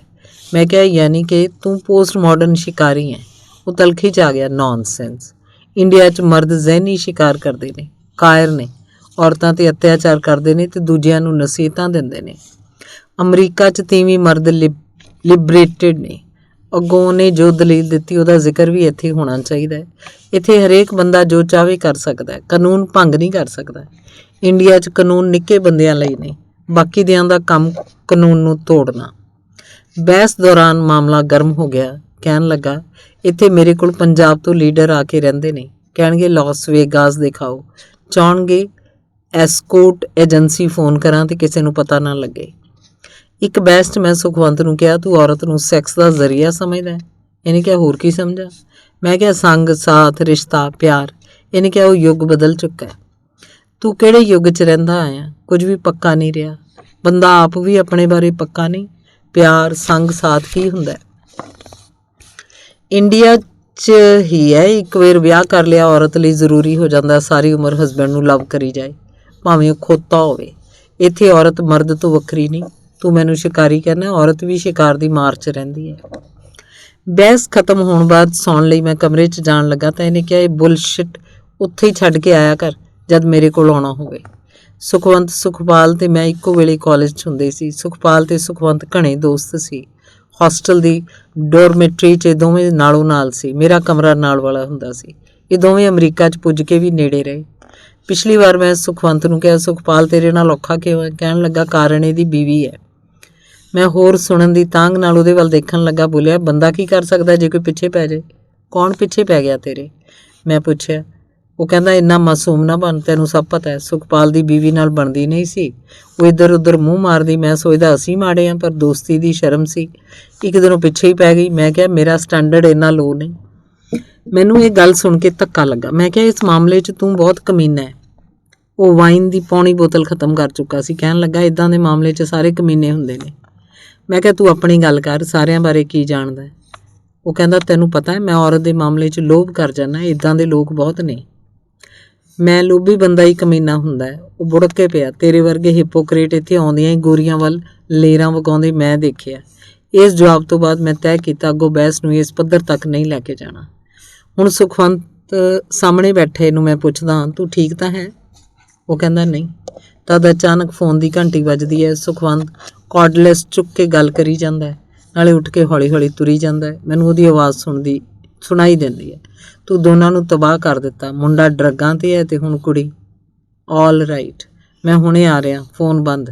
ਮੈਂ ਇਕੱਲਾ ਬੈਠਾ ਦੇਖਦਾ। ਉਹ ਕਾਰ ਦੀ ਚਾਬੀ ਹੱਥ ਫੜੀ ਆ ਰਿਹਾ। ਕਹਿੰਦਾ, ਮੈਨੂੰ ਬੜੀ ਕਾਹਲੀ ਹੈ, ਤੂੰ ਸੌਂ ਜਾ, ਫਰਿੱਜ 'ਚ ਦੇਖ ਜੇ ਕੁਝ ਪਿਆ। ਮੈਨੂੰ ਬਹੁਤ ਅਜੀਬ ਲੱਗ ਰਿਹਾ। ਇਹ ਮੈਨੂੰ ਕੁਝ ਦੱਸਦਾ ਕਿਉਂ ਨਹੀਂ? ਦਰਵਾਜ਼ਾ ਖੋਲ੍ਹਣ ਲੱਗਦਾ ਤੇ ਮੈਂ ਪੁੱਛਦਾ, ਕੀ ਹੋਇਆ? ਉਹ ਇੰਨਾ ਹੀ ਕਹਿੰਦਾ, ਮੇਰੀ ਬੇਟੀ ਆਪਣੀ ਮਾਂ ਕੋਲ ਰਹਿੰਦੀ ਹੈ, ਮਨਪ੍ਰੀਤ ਕੋਲ। ਉਹਨੂੰ ਪੁਲਿਸ ਨੇ ਸ਼ਾਪ ਲਿਫਟਿੰਗ 'ਚ ਚਾਰਜ ਕਰ ਲਿਆ। ਉਹਦਾ ਚਿਹਰਾ ਬਹੁਤ ਉਦਾਸ ਹੈ, ਅੱਖਾਂ 'ਚ ਸ਼ਾਇਦ ਨਮੀ ਹੈ। ਦਰਵਾਜ਼ਾ ਬੰਦ ਹੋ ਜਾਂਦਾ ਹੈ। ਬਾਹਰ ਕਾਰ ਦੇ ਸਟਾਰਟ ਹੋਣ ਦੀ ਆਵਾਜ਼ ਆਈ ਹੈ। ਇੰਨਾ ਵੱਡਾ ਘਰ ਹੈ, ਇਕੱਲਾ ਬਹੁਤ ਅਜੀਬ ਲੱਗ ਰਿਹਾ। ਮੈਂ ਕੁਝ ਦੇਰ ਇੱਧਰ ਉੱਧਰ ਤੁਰਦਾ। ਸੁਖਵੰਤ ਨਾਲ ਅਜੇ ਤੱਕ ਸੰਵਾਰ ਕੇ ਗੱਲ ਨਹੀਂ ਹੋ ਸਕੀ। ਪਿਛਲੀ ਵਾਰ ਦੀਆਂ ਗੱਲਾਂ ਤੇ ਬਹਿਸਾਂ ਤੇ ਕਿੱਸਿਆਂ ਨੂੰ ਯਾਦ ਕਰਦਾ। ਮੈਂ ਇੱਥੇ ਪੁੱਜਾ, ਹੁਣ ਕਿੰਨਾ ਕੁਝ ਬਦਲ ਚੁੱਕਾ ਹੈ। ਪਤਾ ਨਹੀਂ ਲੱਗ ਰਿਹਾ ਮੈਨੂੰ ਕੀ ਕਰਨਾ ਚਾਹੀਦਾ ਹੈ। ਇੰਡੀਆ 'ਚ ਕਾਹਲ ਪੈਂਦੀ ਹੈ ਤਾਂ ਮੈਂ ਘਰ ਤੋਂ ਬਾਹਰ ਸੜਕ 'ਤੇ ਤੁਰਨ ਲੱਗਦਾ। ਮਨ ਰਾਜ਼ੀ ਹੋ ਜਾਂਦਾ ਹੈ। ਸੁਖਵੰਤ ਨਾਲ ਗੱਲਾਂ ਦੀ ਇੱਛਾ ਪਸਤ ਹੋ ਚੁੱਕੀ ਹੈ। ਸਾਰੀਆਂ ਪੁਰਾਣੀਆਂ ਬਹਿਸਾਂ ਲੱਗਦਾ ਫਜ਼ੂਲ ਨੇ। ਜਿਸ ਬੰਦੇ ਨਾਲ ਇਹ ਬਹਿਸਾਂ ਜੁੜੀਆਂ ਹੋਈਆਂ, ਉਹ ਬੰਦਾ ਹੁਣ ਕੀ ਹੈ? ਉਹ ਕੀ ਸੋਚਦਾ? ਕੁਝ ਪਤਾ ਨਹੀਂ ਲੱਗ ਰਿਹਾ। ਉਹ ਮੈਨੂੰ ਇਕੱਲੇ ਨੂੰ ਇੱਥੇ ਛੱਡ ਗਿਆ। ਕਿੱਥੇ ਗਿਆ? ਕਦ ਆਏਗਾ? ਮੇਰੀ ਲਟੋਰੀ ਦੀ ਦਿਸ਼ਾ 'ਚ ਨੁਕਸ ਪੈ ਚੁੱਕਾ ਹੈ। ਮੈਂ ਬੈੱਡਰੂਮ ਦੀ ਖਿੜਕੀ ਰਾਹੀਂ ਬਾਹਰ ਦੇਖਦਾ, ਕੋਈ ਬੰਦਾ ਦਿਸੇ। ਟੈਲੀਵਿਜ਼ਨ ਲਗਾਉਂਦਾ, ਦਿਲਚਸਪੀ ਨਹੀਂ। ਦਰਵਾਜ਼ਾ ਖੋਲ੍ਹ ਕੇ ਬਾਹਰ ਜਾ ਨਹੀਂ ਸਕਦਾ। ਇਸ ਪਲ ਇਹ ਘਰ ਹੀ ਮੇਰੇ ਲਈ ਜੇਲ੍ਹ ਬਣ ਚੁੱਕਾ ਹੈ। ਪਿਛਾਂ ਵਾਲਾ ਦਰਵਾਜ਼ਾ ਖੋਲ੍ਹ ਕੇ ਦੇਖਦਾ, ਹਲਕੀ ਜਿਹੀ ਰੌਸ਼ਨੀ 'ਚ ਹਰਾ ਘਾਹ ਦਿਸਦਾ ਹੈ। ਘਾਹ 'ਤੇ ਤੁਰਨ ਲੱਗਦਾ। ਸੋਚਦਾ ਸ਼ਾਇਦ ਇੱਦਾਂ ਘੁੱਟਣ ਦੂਰ ਹੋ ਜਾਏ। ਮੇਰੀ ਸੋਚ ਫਿਰਕੀ ਢਿੱਲੀ ਪਈ ਹੈ, ਜਿਵੇਂ ਕੋਈ ਪੁਰਜਾ ਟੁੱਟ ਗਿਆ ਹੋਵੇ। ਅਖੀਰਲਾ ਅੰਗ। ਨਿਊਯਾਰਕ 'ਚ ਪਾਲ ਸਿੰਘ ਉਹਦਾ ਅਮਰੀਕੀ ਨਾਂ ਹੈ। ਪਿਛਾਂ ਪਿੰਡ 'ਚ ਉਹਦਾ ਨਾਂ ਇਹ ਨਹੀਂ। ਨਿਊਯਾਰਕ ਪੁੱਜ ਕੇ ਉਹਦੀ ਹੈਸੀਅਤ ਜਾਲੀ ਹੋ ਗਈ। ਜ਼ਿੰਦਗੀ ਦਾ ਰੁੱਖ ਬਦਲ ਗਿਆ। ਹੋਸ਼ ਭੁੱਲ ਗਈ। ਸੋਚ ਲੀਹੋਂ ਲੱਥ ਗਈ। ਗੁਜ਼ਰ ਰਹੇ ਪਲ ਅੱਖ ਫਰੋਕੇ 'ਚ ਹੋਰ ਹੋ ਗਏ। ਬੀਤੇ ਦੀਆਂ ਬਾਤਾਂ ਦਾ ਨਕਸ਼ਾ ਹੋਰ ਲੱਗਣ ਲੱਗ ਪਿਆ। 1991 'ਚ ਇਸ ਮਹਾਨਗਰ 'ਚ ਉਤਰਿਆ। ਆਉਣ ਵਾਲਾ ਕੱਲ੍ਹ ਇਸ ਤਰ੍ਹਾਂ ਨਿਸ਼ਚਿਤ ਹੋਇਆ। ਕੁਝ ਸਾਲ ਉਹ ਨਿਊਯਾਰਕ 'ਚ ਪੀਲੀ ਕੈਬ ਚਲਾਏਗਾ। ਪਹਿਲਾਂ ਇੱਥੇ ਆਉਣ ਲਈ ਚੁੱਕਿਆ ਕਰਜ਼ਾ ਉਤਾਰੇਗਾ। ਪੱਕਾ ਹੋਣ ਲਈ ਵਕੀਲਾਂ ਦੇ ਚੱਕਰ 'ਚ ਘੁੰਮੇਗਾ। ਫਿਰ ਬੀਵੀ ਬੱਚੇ ਬੁਲਾਏਗਾ ਤੇ ਤਦ ਤੱਕ ਉਹ ਔਖਾ ਸੌਖਾ ਸਮਾਂ ਬਿਤਾਏਗਾ। ਇਹ ਪਾਲ ਸਿੰਘ ਏਸ਼ੀਆ ਦੇ ਇੱਕ ਗਰੀਬ ਦੇਸ਼ ਦੇ ਕਣਕ ਝੋਨਾ ਪੈਦਾ ਕਰਦੇ ਭੂਖੰਡ ਪੰਜਾਬ ਦਾ ਵਾਸੀ ਉੱਤਰੀ ਅਮਰੀਕਾ ਦੇ ਹਡਸਨ ਦਰਿਆ 'ਤੇ ਵਸੇ ਉਸ ਵਿਰਾਟ ਮਹਾਨਗਰ 'ਚ ਪੁੱਜਦਾ ਹੈ, ਜੋ 300 ਸਾਲ ਪਹਿਲਾਂ ਯੂਰਪੀ ਗੋਰਿਆਂ ਦੀ ਬਸਤੀਵਾਦੀ ਖੇਡ ਲਈ ਖਿੱਦੋ ਵਾਂਗ ਸੀ। ਮੁਕਾਬਲਾ ਇੰਗਲੈਂਡ ਤੇ ਨੀਦਰਲੈਂਡਸ ਵਿਚਕਾਰ ਸੀ। ਨੀਦਰਲੈਂਡ ਦੀ ਡੱਚ ਵੈਸਟ ਇੰਡੀਆ ਕੰਪਨੀ ਨੇ 17ਵੀਂ ਸਦੀ ਦੇ ਪਹਿਲੇ ਅੱਧ ਵਿੱਚ ਡੇਰਾ ਜਮਾ ਕੇ ਇਸ ਥਾਂ ਦਾ ਨਾਂ ਨਿਊ ਨੀਦਰਲੈਂਡਸ ਰੱਖਿਆ ਤੇ ਡੱਚ ਲੋਕਾਂ ਨੂੰ ਇੱਥੇ ਆਉਣ ਲਈ ਸੱਦਾ। ਕਾਫੀ ਯਤਨਾਂ ਬਾਅਦ ਇਸ ਭੂਖੰਡ ਦੀ ਆਬਾਦੀ 1000 ਹੋਈ। ਉਦੋਂ 300 ਮੀਲ ਦੀ ਦੂਰੀ ਤੇ ਅੱਜ ਦੇ ਵਾਸ਼ਿੰਗਟਨ ਤੋਂ ਉਰਾਂ ਮੈਰੀਲੈਂਡ ਖਿੱਤੇ 'ਚ ਅੰਗਰੇਜ਼ਾਂ ਦਾ ਕਬਜ਼ਾ ਸੀ, ਜਿੱਥੇ ਅੱਜ ਦਾ ਮਸ਼ਹੂਰ ਸ਼ਹਿਰ ਬਾਲਟੀਮੋਰ ਹੈ। 1632 'ਚ ਇੰਗਲੈਂਡ ਦੇ ਪਾਤਸ਼ਾਹ ਚਾਰਲਸ ਪਹਿਲੇ ਨੇ ਲਾਰਡ ਬਾਲਟੀਮੋਰ ਨਾਂ ਦੇ ਚਹੇਤੇ ਨੂੰ ਇਹ ਇਲਾਕਾ ਸੌਂਪ ਦਿੱਤਾ।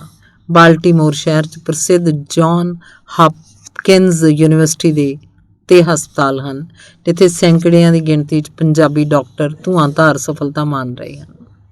ਲਾਰਡ ਬਾਲਟੀਮੋਰ ਦੇ ਨਾਂ ਤੇ ਵਸਿਆ ਇਹ ਸ਼ਹਿਰ ਹੈ, ਜਿੱਥੇ ਕਾਲੀ ਵਸੋਂ ਚੋਖੀ ਹੈ। ਸੂਰਜ ਅਸਤ ਹੋਣ ਬਾਅਦ ਸ਼ਹਿਰ ਦੇ ਅੰਦਰ-ਬਾਹਰ ਕਾਲੇ ਯੁਵਕਾਂ ਦੇ ਆਕਰੋਸ਼ ਤੇ ਆਤੰਕ ਦਾ ਬਿਗਲ ਵੱਜਣ ਲੱਗਦਾ ਹੈ। ਮਾਰ ਧਾੜ, ਨਸ਼ਾਗਿਰੀ, ਖੋਹਾਂ, ਲੁੱਟਾਂ, ਕਤਲ ਦੀਆਂ ਵਾਰਦਾਤਾਂ ਹੁੰਦੀਆਂ। ਨਿਊਯਾਰਕ ਦੀਆਂ ਕਾਲੀਆਂ ਬਸਤੀਆਂ ਦੇ ਲੋਕਾਂ ਦੀ ਵੀ ਇਹੀ ਪਛਾਣ ਬਣੀ ਹੋਈ ਹੈ। ਲਾਰਡ ਬਾਲਟੀਮੋਰ ਵੇਲੇ ਸਾਰੇ ਮੈਰੀਲੈਂਡ 'ਚ ਕੁੱਲ 1500 ਦੀ ਗਿਣਤੀ 'ਚ ਗੋਰੇ ਆ ਕੇ ਵਸੇ। ਅੰਗਰੇਜ਼ਾਂ ਨੇ 1665 'ਚ ਆਪਣੀ ਸਮੁੰਦਰੀ ਤਾਕਤ ਰਾਹੀਂ ਧੁੱਸ ਦੇ ਕੇ ਡੱਚਾਂ ਕੋਲੋਂ ਹਡਸਨ ਦਰਿਆ ਦੁਆਲੇ ਦਾ ਇਹ ਭੂਖੰਡ ਖੋਹ ਲਿਆ। ਜਿਵੇਂ ਫੁੱਟਬਾਲ ਦੇ ਮੈਚ 'ਚ ਵਿਰੋਧੀ ਧਿਰ ਪਾਸੋਂ ਗੇਂਦ ਖੋਹੀਦੀ ਹੈ ਤੇ ਸਿਰ ਠੋਕ ਕੇ ਗੋਲ ਕਰੀਦਾ ਹੈ। ਇਹਨਾਂ ਬਸਤੀਵਾਦੀ ਧਿਰਾਂ ਲਈ ਉਦੋਂ ਪਰਾਏ ਮਹਾਂਦੀਪਾਂ ਦੀ ਧਰਤੀ ਨੂੰ ਲੁੱਟਣਾ ਫੁੱਟਬਾਲ ਦੇ ਮੈਚ ਵਾਂਗ ਹੀ ਸੀ। ਅੰਗਰੇਜ਼ਾਂ ਦੀ ਜਿੱਤ ਤੋਂ ਬਾਅਦ ਇੰਗਲੈਂਡ ਦੇ ਚਾਰਲਸ ਦੂਜੇ ਨੇ ਇਲਾਕਾ ਆਪਣੇ ਭਰਾ ਡਿਊਕ ਆਫ ਯਾਰਕ ਨੂੰ ਦੇ ਦਿੱਤਾ। ਇਸ ਤਰ੍ਹਾਂ ਨਿਊ ਨੀਦਰਲੈਂਡ ਦਾ ਨਾਂ ਨਿਊਯਾਰਕ ਪੈ ਗਿਆ, ਜਿੱਥੇ 326 ਸਾਲ ਬਾਅਦ ਪਿੰਡ ਭੁਲੱਥ ਦਾ ਮਾਸਟਰ ਪਾਲ ਸਿੰਘ ਪੁੱਜਾ। ਜਿਵੇਂ ਰਾਜੇ ਭੋਜ ਦੇ ਦਰਬਾਰ 'ਚ ਗੰਗੂ ਤੇਲੀ ਕਿਸੇ ਕੋਨੇ 'ਚ ਖੜ ਗਿਆ ਹੋਵੇ। ਪਾਲ ਸਿੰਘ ਲਈ ਅਮਰੀਕਾ ਕਿਸੇ ਦੇਸ਼ ਦਾ ਨਾਂ ਨਹੀਂ, ਉਹ ਆਪਣੇ ਦੇਸ਼ ਤੋਂ ਪਰਾਏ ਦੇਸ਼ ਨਹੀਂ ਪੁੱਜਾ। ਇਹ ਥਾਂ ਉਸ ਲਈ ਸਿਰਫ ਕੰਮ ਦਾ ਟਿਕਾਣਾ ਹੈ, ਜਿੱਥੇ 24 ਘੰਟੇ 30 ਦਿਨ 12 ਮਹੀਨੇ ਟਿਕੇ ਰਹਿਣ ਦਾ ਉਹਦਾ ਅਣਲਿਖਤ ਅਹਿਦਨਾਮਾ ਹੈ। ਜਿਵੇਂ ਕੋਈ ਬੰਧੂਆ ਮਜ਼ਦੂਰ ਰਜ਼ਾਮੰਦੀ ਨਾਲ ਹੱਥ ਬੱਧੀ ਸੇਵਾ ਲਈ ਹਾਜ਼ਰ ਹੋ ਜਾਏ। ਬੰਦਾ ਕੰਮ ਕਰਦਾ ਹੈ ਕਿ ਬਚਦਾ ਸਮਾਂ ਮਰਜ਼ੀ ਅਨੁਸਾਰ ਬਿਤਾਵੇ। ਪਾਲ ਸਿੰਘ ਕਿਸੇ ਦਾ ਦਾਸ ਨਹੀਂ, ਪਰ ਆਰਥਿਕਤਾ ਦੇ ਚੱਕਰ ਦਾ ਦਾਸ ਹੈ। ਉਹ ਖੁੱਲ੍ਹਾ ਤੁਰ ਫਿਰ ਕੇ ਵੀ ਜ਼ਹਿਨੀ ਕੈਦੀ ਹੈ। ਸਵੇਰੇ ਸ਼ਾਮ ਟੈਕਸੀ 'ਚ ਮੁਸਾਫਰ ਢੋਂਦਿਆਂ ਉਹਨੂੰ ਨਿਊਯਾਰਕ ਦਾ ਹਰ ਚੌਰਾਹਾ ਇੱਕੋ ਜਿਹਾ ਲੱਗਦਾ ਹੈ, ਜਿਵੇਂ ਸੈਕਸ ਵਰਕਰ ਔਰਤ ਲਈ ਹਰ ਮਰਦ ਲਿੰਗੀ ਮਸ਼ੀਨ ਹੁੰਦਾ ਹੈ। ਕੁਝ ਦੇਰ ਬਾਅਦ ਉਹਨੂੰ ਮਸ਼ੀਨ ਵੀ ਮਹਿਸੂਸ ਨਹੀਂ ਹੁੰਦੀ, ਕਿਉਂਕਿ ਉਹ ਆਪ ਮਸ਼ੀਨ ਬਣ ਚੁੱਕੀ ਹੁੰਦੀ ਹੈ। ਸ਼ੁਰੂ 'ਚ ਮੈਨਹਟਨ ਦੀਆਂ ਉੱਚੀਆਂ ਇਮਾਰਤਾਂ ਵੇਖ ਕੇ ਉਹਦਾ ਚਿੱਤ ਉਚਾਟਿਆ ਗਿਆ। ਧੂਏ ਵਰਗੇ ਧੁੰਦਲਕੇ 'ਚ ਕਿਸੇ ਭਾਈਬੰਦ ਨੇ ਕਿਹਾ, ਉਹ ਦੇਖ ਯੂਨਾਈਟਿਡ ਨੇਸ਼ਨਸ ਦੀ ਬਿਲਡਿੰਗ, ਜਿਸ ਬਾਰੇ ਅਖਬਾਰਾਂ 'ਚ ਰੌਲਾ ਪਿਆ ਰਹਿੰਦਾ, ਤਾਂ ਉਹਨੇ ਉੱਧਰ ਨਜ਼ਰ ਭਰ ਕੇ ਦੇਖਿਆ ਵੀ ਨਾ। ਮੈਂ ਪਾਲ ਸਿੰਘ ਨੂੰ ਪੁੱਛਿਆ, ਇੱਥੇ ਆ ਕੇ ਕੀ ਕੁਝ ਦੇਖਿਆ? ਦਿਨ ਰਾਤ? ਉਸ ਕਿਹਾ, ਦੇਖਣ ਵਾਲੀ ਕਿਹੜੀ ਗੱਲ ਹੈ ਇੱਥੇ? ਉਹ ਜਦ ਇੱਥੇ ਲੱਥਾ ਇੱਕ ਭਾਈਬੰਦ ਕੋਲ ਆ ਸੁੱਤਾ, ਆਕਾਸ਼ ਨੂੰ ਛੂਹਦੇ ਇਸ ਮਹਾਨਗਰ 'ਚ ਉਸ ਜਿਹੇ ਆਲੂਆਂ ਦੇ ਢੇਰ ਵਰਗੀ ਭੀੜ ਦੇ ਹਿੱਸੇਦਾਰ, ਬੇਭਵਿੱਖ ਦੁਨੀਆ ਦੇ ਵਾਰਸ, ਆਰਥਿਕ ਆਤੰਕ ਤੋਂ ਭੈ ਭੀਤ ਇਤਿਹਾਸ ਦੇ ਖਿਲਰੇ ਵਰਕਿਆਂ ਵਰਗੇ ਮਨੁੱਖ ਢੇਰ ਗਿਣਤੀ 'ਚ ਪਹਿਲਾਂ ਹੀ ਬਹੁਤ ਸਨ। ਪਾਲ ਸਿੰਘ ਪਿੰਡ 'ਚ ਸਕੂਲ ਮਾਸਟਰੀ ਕਰਦਾ ਸੀ। ਜਿਵੇਂ ਦੁਨੀਆ ਖੜੀ ਹੋਵੇ ਤੇ ਉਹੀ ਆਪਣੇ ਕਿਸੇ ਸਾਈਕਲ ਸਮੇਤ ਰਿੜ ਰਿਹਾ ਹੋਵੇ। ਛੁੱਟੀ ਹੁੰਦੀ ਸਿੱਧਾ ਘਰ ਪਹੁੰਚਦਾ, ਬੀਵੀ ਨੂੰ ਚਾਹ ਬਣਾਉਣ ਲਈ ਕਹਿੰਦਾ, ਪੁੱਤਰਾਂ ਨੂੰ ਕਿਤਾਬ ਫੜ ਕੇ ਬੈਠਣ ਦੀ ਝਿੜਕ ਦਿੰਦਾ, ਕੁੜੀਆਂ ਨੂੰ ਸਿਰ ਤੇ ਚੁੰਨੀ ਲੈਣ ਲਈ ਕਹਿੰਦਾ। ਨਿਊਯਾਰਕ ਆ ਕੇ ਉਹ ਚੁੱਪ ਹੋ ਗਿਆ। ਉਹਦੀ ਉਮਰ 40 ਸਾਲ ਹੈ। 4 ਸਾਲ ਹੋ ਗਏ ਬੀਵੀ ਬੱਚਿਆਂ ਦੀ ਸ਼ਕਲ ਨਹੀਂ ਦੇਖੀ। ਆਪਣੇ ਇਲਾਕੇ ਦੇ ਹੋਰ ਮੁੰਡਿਆਂ ਨਾਲ ਮਿਲ ਕੇ ਇੱਕ ਫਲੈਟ 'ਚ ਰਹਿੰਦਾ ਹੈ। ਦਿਨ ਰਾਤ ਟੈਕਸੀ ਚਲਾਉਂਦਾ, ਥੱਕ ਟੁੱਟ ਕੇ ਵਾਪਸ ਸੌਣ ਆ ਜਾਂਦਾ। ਮੈਂ ਉਸ ਨੂੰ ਨਾਮਰਾਜ ਜਿਹਾ ਸਵਾਲ ਕੀਤਾ, ਤੇਰਾ ਔਰਤ ਦੇ ਸੰਗ ਸਾਥ ਬਿਨਾਂ ਕਿਵੇਂ ਸਰਦਾ ਹੈ? ਉਹਨੇ ਆਪਣੇ ਥੱਕੇ ਚਿਹਰੇ ਵਰਗਾ ਥੱਕਿਆ ਜਿਹਾ ਜਵਾਬ ਦਿੱਤਾ, ਬਸ ਸਾਰ ਲਈਦਾ। ਉਹਦਾ ਚਿਹਰਾ ਥੱਕਿਆ ਕਿਉਂ ਰਹਿੰਦਾ ਹੈ? ਕਹਿਣ ਲੱਗਾ, ਮੇਰਾ ਚਿਹਰਾ ਇੱਦਾਂ ਦਾ ਹੈ। ਕਿਸੇ ਪਾਲ ਸਿੰਘ ਦੇ ਬਣੇ ਕਾਗਜ਼ ਆਪਣੇ ਦੱਸ ਕੇ ਟੈਕਸੀ ਚਲਾਉਣ ਦਾ ਲਾਇਸੈਂਸ ਲਿਆ। ਉਹਨਾਂ ਕਾਗਜ਼ਾਂ ਦਾ ਜੋ ਸੋਸ਼ਲ ਸਿਕਿਉਰਿਟੀ ਨੰਬਰ ਸੀ ਉਹ ਦੱਸ ਦਿੱਤਾ। ਆਪਣੇ ਬੰਦੇ ਜੋ ਕੰਮ ਧੰਦਾ ਕਰਨ ਲਈ ਤਰਕੀਬਾਂ ਵਰਤਦੇ ਆ, ਝੂਠ ਨੂੰ ਸੱਚ ਬਣਾ ਕੇ ਦੱਸਦੇ ਆ, ਉਸ ਬਾਰੇ ਅਮਰੀਕਨ ਅਧਿਕਾਰੀ ਮੂਰਖ ਨਹੀਂ, ਸਭ ਜਾਣਦੇ ਆ। ਉਹ ਕੰਮ ਕਰਨ ਵਾਲੇ ਨੂੰ ਕਹਿੰਦੇ ਕੁਛ ਨਹੀਂ। ਜਿਸ ਬੰਦੇ ਦੀ ਸ਼ਨਾਖਤ ਹੀ ਜਾਲੀ ਹੋ ਚੁੱਕੀ ਹੈ, ਉਹਨੂੰ ਹੋਰ ਠੇਸ ਪਹੁੰਚਾਈ ਵੀ ਕੀ ਜਾ ਸਕਦੀ ਹੈ? ਸਜ਼ਾ ਉਹਨੇ ਜਾਲੀ ਹੋ ਕੇ ਆਪ ਹੀ ਆਪਣੇ ਆਪ ਨੂੰ ਦਿੱਤੀ ਹੁੰਦੀ ਹੈ। ਉਹਦੇ ਤੋਂ ਵੀ ਘੱਟ ਬੰਦੇ ਵਾਂਗ ਦਿਨ ਕੱਟੀ ਕਰਦਾ। ਸਿਸਟਮ ਦੇ ਪ੍ਰਭੂ ਅੱਧੀ ਪੌਣੀ ਹੋਂਦ ਤੋਂ ਭੈ ਭੀਤ ਹੋਣ ਵਾਲੇ ਨਹੀਂ ਹੁੰਦੇ। ਜ਼ਹਿਨੀ ਸੂਲੀ ਤੇ ਲਟਕਦੇ ਬੰਦੇ ਨਿਪੁੰਸਕ ਹੁੰਦੇ ਆ। ਨਿਪੁੰਸਕਾਂ ਤੋਂ ਕੌਣ ਡਰਦਾ ਹੈ? ਅਮਰੀਕਾ 'ਚ ਗੈਰ ਗੋਰੇ ਮੁਲਕਾਂ ਦੇ ਲੋਕ ਜਾਲੀ ਹੈਸੀਅਤ 'ਚ ਰਹਿਣ ਤਾਂ ਸਰਕਾਰ ਨੂੰ ਕੋਈ ਫਰਕ ਨਹੀਂ ਪੈਂਦਾ। ਜਾਲੀ ਬੰਦਾ ਉੱਥੋਂ ਦੀ ਆਰਥਿਕਤਾ ਤੇ ਬੋਝ ਨਹੀਂ, ਕਿਸੇ ਦਾ ਵਾਲ ਵਿੰਗਾ ਨਹੀਂ ਹੁੰਦਾ। ਉਹ ਅਣਹੋਇਆਂ ਵਾਂਗ ਹੈ, ਕਿਸੇ ਲਈ ਮੌਜੂਦ ਨਹੀਂ, ਆਪਣੇ ਆਪ ਲਈ ਵੀ ਨਹੀਂ। ਆਰਥਿਕ ਮਹਾਂਚੱਕਰਾਂ ਦਾ ਪੁਰਜਾ ਬਣ ਕੇ ਟਿਕਿਆ ਰਵੇ, ਚੱਲੇਗਾ, ਵਾਪਸ ਦੇਸ਼ ਜਾ ਨਹੀਂ ਸਕਦਾ। ਜਿਹਦੀ ਹੈਸੀਅਤ ਜਾਲੀ ਹੈ, ਜਾਲੀ ਨੋਟ ਵਾਂਗੂ ਕਿੰਨੀ ਦੇਰ ਤੱਕ ਚੱਲ ਸਕਦਾ ਹੈ? ਮਿਹਨਤਾਂ ਕਰਦੇ ਆਪਣੇ ਬੰਦੇ ਚੱਪਾ ਸਦੀ ਨਿਊਯਾਰਕ 'ਚ ਰਹਿ ਕੇ ਕਿਸੇ ਆਰਟ ਗੈਲਰੀ ਨਹੀਂ ਜਾਂਦੇ। ਆਪਣੇ ਦੇਸ਼ 'ਚ ਵੀ ਕਿਹੜਾ ਉਹ ਜਾਂਦੇ ਹੈ? ਉਹਨਾਂ ਨੇ ਲਿੰਕਨ ਸੈਂਟਰ ਦਾ ਨਾਂ ਸੁਣਿਆ ਹੋਵੇਗਾ, ਪਰ ਪਤਾ ਨਹੀਂ ਇਸ 'ਚ ਹੈ ਕੀ। ਉਹ ਟਾਈਮ ਸਕੁਏਅਰ ਦੀਆਂ ਨਿਓਨ ਸਾਈਨਾਂ ਦੀ ਚਹਿਲ ਪਹਿਲ ਤੇ ਬ੍ਰੌਡਵੇ 'ਚ ਰਾਤ ਦੀਆਂ ਰੰਗਦਾਰ ਜਗਮਗ ਬੱਤੀਆਂ ਦੇਖ ਕੇ ਦੰਗ ਰਹਿੰਦੇ ਹੈ। ਇਹ ਥਾਂ ਉਹਨਾਂ ਲਈ ਨਿਰੰਤਰ ਰਹੱਸ ਹੈ। ਹਡਸਨ ਦਰਿਆ ਪਾਰ ਕਰਕੇ ਜਦ ਕਦੇ ਉਹ ਮੈਨਹਟਨ ਟਾਪੂ 'ਚ ਜਾਂਦੇ ਆ ਤਾਂ ਐਮਪਾਇਰ ਸਟੇਟ ਬਿਲਡਿੰਗ ਜਾਂ ਵਰਲਡ ਟ੍ਰੇਡ ਸੈਂਟਰ ਦੀ ਸਿਖਰਲੀ ਮੰਜ਼ਿਲ 'ਤੇ ਹੋ ਕੇ ਮੁੜ ਆਉਂਦੇ ਆ। ਉਹਨਾਂ ਨੂੰ ਪਤਾ ਨਹੀਂ ਉੱਚੀਆਂ ਇਮਾਰਤਾਂ ਤੋਂ ਇਲਾਵਾ ਨਿਊਯਾਰਕ 'ਚ ਹੋਰ ਕੁਝ ਵੀ ਹੈ। ਦਿੱਲੀ ਬੰਬਈ ਦੇ ਕੁਲੀਨ ਲੋਕ ਆਪਣੇ ਬੱਚਿਆਂ ਨੂੰ ਨਿਊਯਾਰਕ ਦੇ ਵਿਸ਼ੇਸ਼ੱਗ ਸਕੂਲਾਂ ਜਾਂ ਸੰਸਥਾਵਾਂ 'ਚ ਪੜ੍ਹਨ ਭੇਜਦੇ ਆ। ਇਹ ਲੋਕ ਇੱਥੇ ਬੈਠੇ ਅਮਰੀਕਾ ਨੂੰ ਕਿਵੇਂ ਵਰਤਣਾ ਉਸ ਬਾਰੇ ਵੱਧ ਜਾਣਦੇ ਆ। ਆਪਣੇ ਸਰਲ ਸਧਾਰਨ ਬੰਦੇ ਮੁਸ਼ੱਕਤ ਕਰਦਿਆਂ ਦਿਨ ਗੁਜ਼ਾਰਦੇ ਆ ਤੇ ਬਾਕੀ ਜੀਵਨ ਇਹਦਾ ਦੁਹਰਾਅ ਬਣ ਜਾਂਦਾ ਹੈ।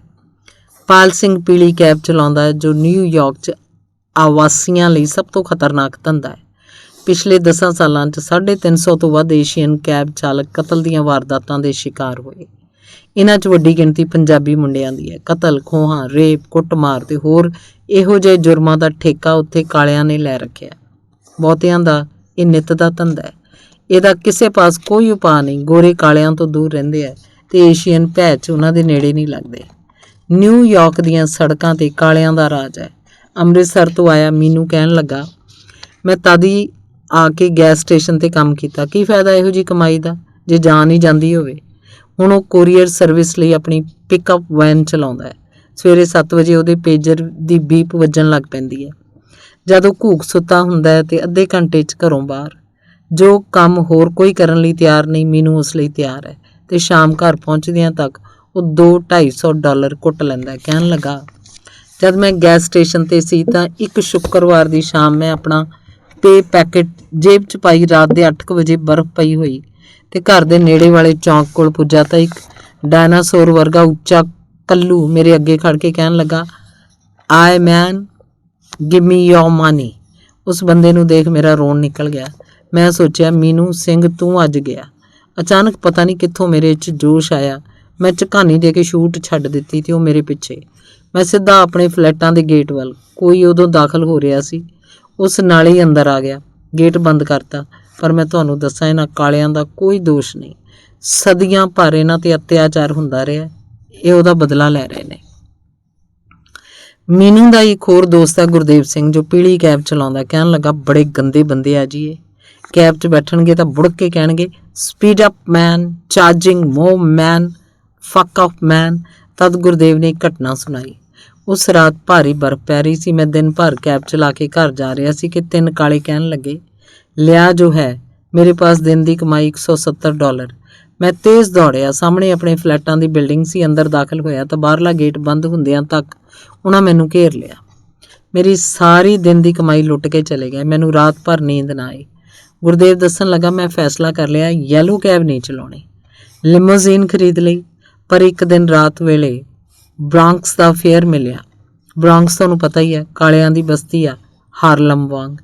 ਆਪਣਾ ਬੰਦਾ ਡਰਦਾ ਉੱਧਰ ਜਾਂਦਾ ਹੀ ਨਹੀਂ। ਮੈਂ ਸੋਚਿਆ, ਕੋਈ ਨਹੀਂ, ਹੋ ਹੀ ਆਉਂਦੇ ਆ। ਵਾਪਸੀ ਵੇਲੇ ਚੁਰਾਹੇ ਕੋਲੋਂ ਕਿਸੇ ਨੇ ਫਾਇਰਿੰਗ ਕਰਨੀ ਸ਼ੁਰੂ ਕਰਤੀ। ਮੈਂ ਵਾਹਿਗੁਰੂ ਦਾ ਨਾਂ ਲਿਆ ਤੇ ਬਚ ਕੇ ਨਿਕਲ ਆਇਆ। ਮੇਰੀ ਜ਼ਿੰਦਗੀ ਦਾ ਇਹ ਆਖਰੀ ਦਿਨ ਵੀ ਹੋ ਸਕਦਾ ਸੀ।